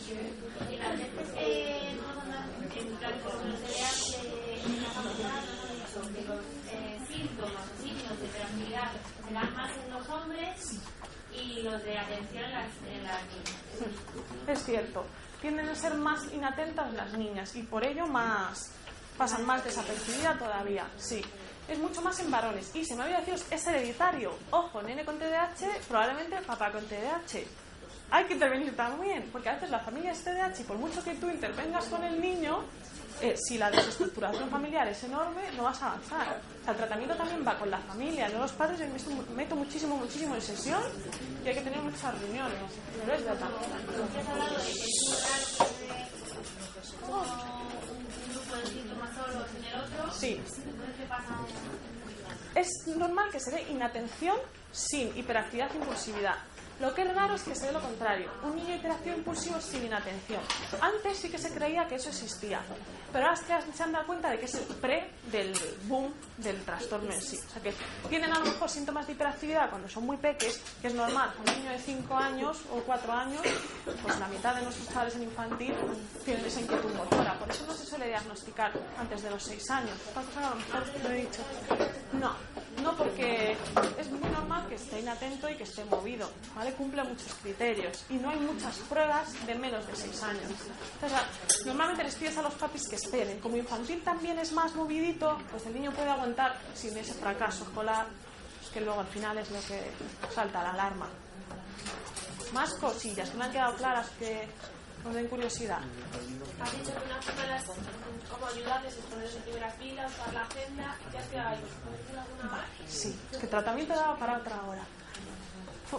A nivel de clase, acércale, ojo con las llamadas de atención que hagan que toda la clase tenga atención sobre el niño. Pepito, escúchame, Pepito, ¿estás atento? No, normalmente se recomienda que le sientes en pequeña fila y que acuerdes algo con él, a lo mejor un toque en la mesa, o que, sobre todo para evitar la estigmatización social de que Pepito siempre está inatento. Agenda fundamental, contacto con los papis, consecuencias muy claras, ¿vale? O sea, hay que estar a medio camino entre sé que esto lo has hecho porque se te ha ido, ¿vale? Por impulsividad, pero tiene una consecuencia. Eso no significa que haya de ser permisivo. Es que tienes que siempre avisarle cuál es la consecuencia visualmente, ¿vale? Y que él, darle como la oportunidad de que le llegue antes la consecuencia y que pueda inhibir. Luego, horario, planificación, o sea, eso tiene que estar todo superatado, tanto por el cole como con los papis.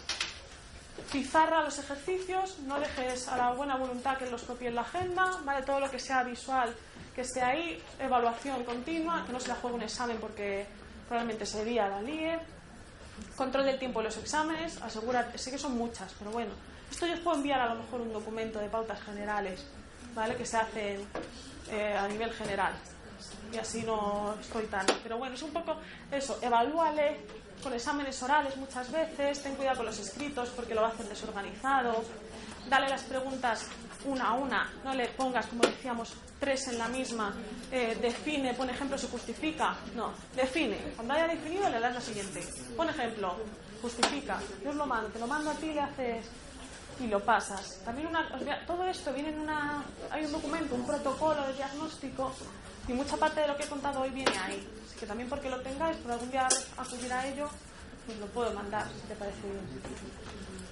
Más bien.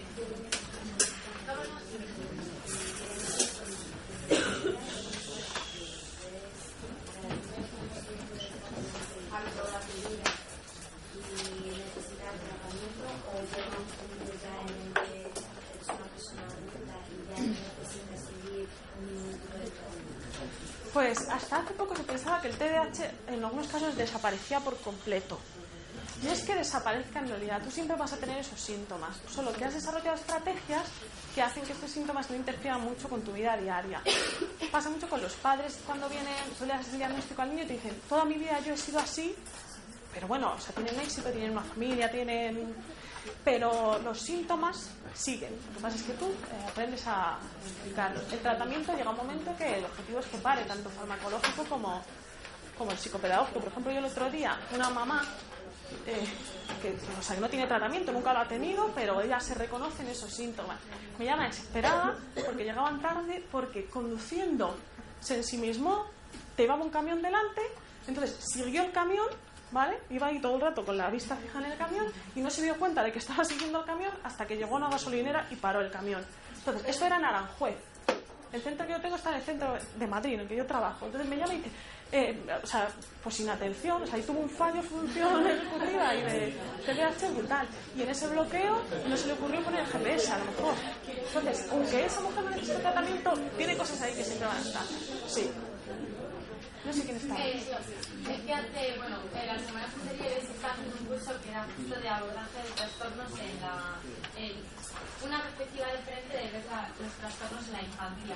Y la primera pregunta que nos lanzaron el primer día fue, respecto al TDAH. Un poco la visión era distinta de la que tú nos estabas dando, lo de existe, no existe. La pregunta que me hicieron es ¿por qué ha aumentado tanto el número de casos? O sea, ¿por qué ese sobrediagnóstico? Sí, yo no digo que no exista, aparte de la etiqueta que podrías darse de otra forma. Sí. Te digo un poco el tratamiento de intervención educativa aparte de esta. Pero ¿por qué ha aumentado tanto? ¿Por qué ahora hay tantos? Hay dos vertientes. Hay neurólogos que dicen, es mentira que haya aumentado, solo que ahora se ve socialmente, pero el neurólogo que trabaja allí me dice, yo llevo 25 años diagnosticando más o menos el mismo número de casos. ¿Vale? No de repente han salido este año y diagnosticado 30 más. Esa es una versión, ¿vale? Otra versión es como tres. Se diagnostica más porque se conoce más, y como se conoce más, se ven más niños que antes eran niños malos y ahora se les pone un remedio. Y otra es un diagnóstico fácil si se hace mal. Es fácil decir, este niño tiene TDAH y ya está. Entonces, si no somos críticos y no tenemos formación, que falta muchísima, de cada universidades y de cada muchos otros ámbitos, pues diagnóstico sin que sea. Por eso hay que ser muy críticos. Puede que sí que haya un sobrediagnóstico. Esto ya es opinión personal mía. Sí que es verdad que hay casos que vienen y que no son. Pero igual también es verdad que es que antes no se daba tanto boom. Porque el neurólogo que hablaba el otro día con él me decía, no puede ser que ahora me digan que he dedicado toda mi vida a especializarme en esto y que una persona ha dedicado toda su vida a algo que no existe.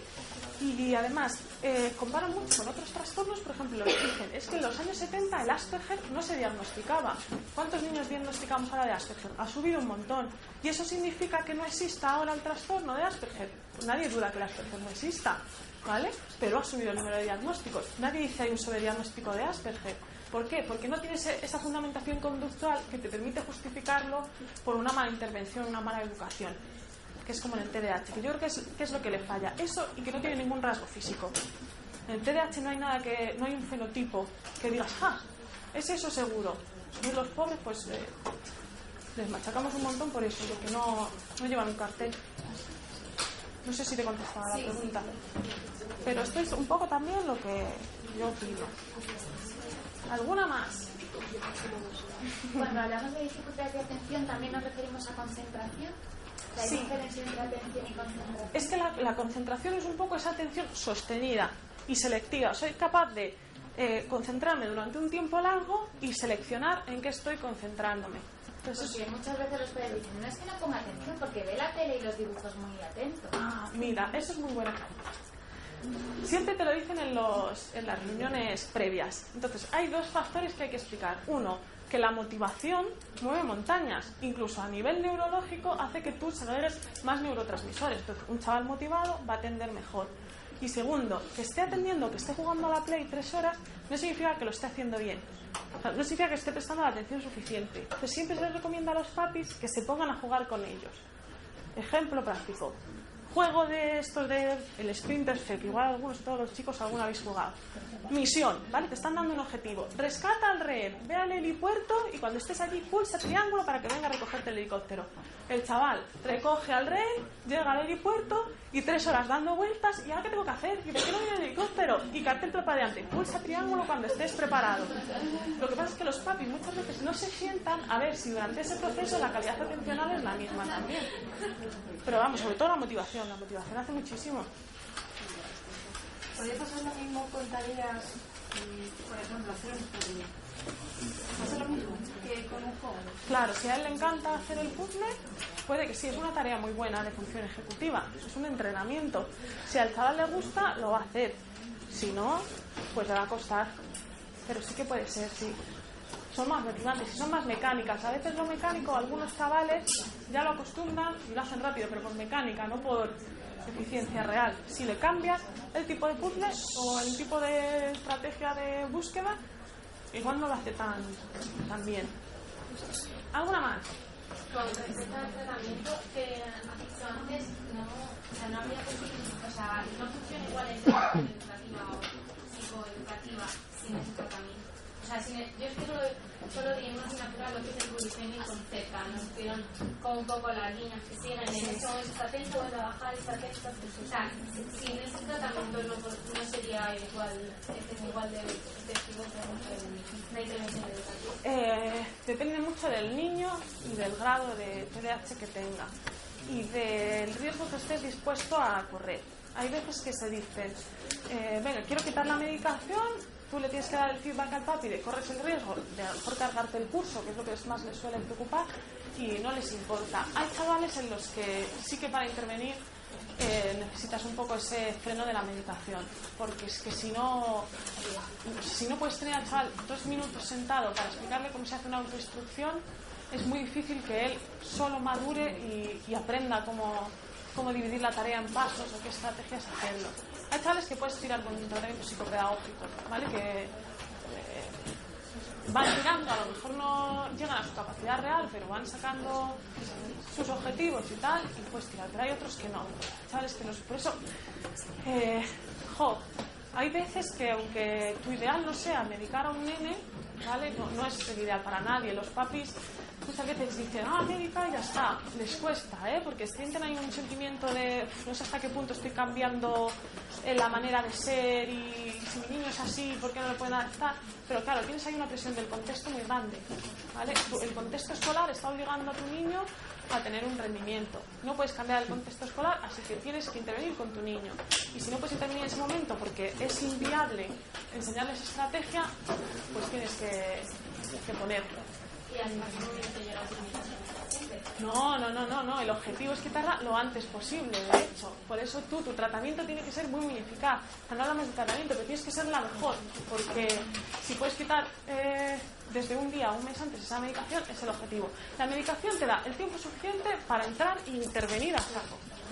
Pero en cuanto o desde mi punto de vista, en cuanto se pueda, la medicación es una ayuda, no es la solución. Es una ayuda al entrenamiento. ¿Alguna más? No da tiempo, ¿no? A ver, yo creo que agradecemos mucho que haya venido la claridad de exposición y ha hecho todo un recorrido de lo que es este diagnóstico complejo. Y bueno, tenéis un correo para preguntarle cosas que se hayan quedado. Yo destacaría 2 cosas que creo que son fundamentales. Uno, creo que algo más que fundamento para salir de la opiniología en la que nosotros estamos metidos todos, digo, porque nos llevan corrientes, opiniones y no están fundadas científicamente. Yo creo que hay que ser profesionales, ¿no? y crecer, digamos, en esa profesionalización de la educación. Por lo tanto, tener datos y hablar de lo que realmente hemos verificado. Y segundo dato, también me queda como de fondo todo el tema de las metodologías de enseñanza-aprendizaje de los profesores, que sean capaces de adaptarse cada vez más a este tipo de niños y a estas características, ¿no? Y que vosotros no vais a dedicar a la educación, que sea un tema que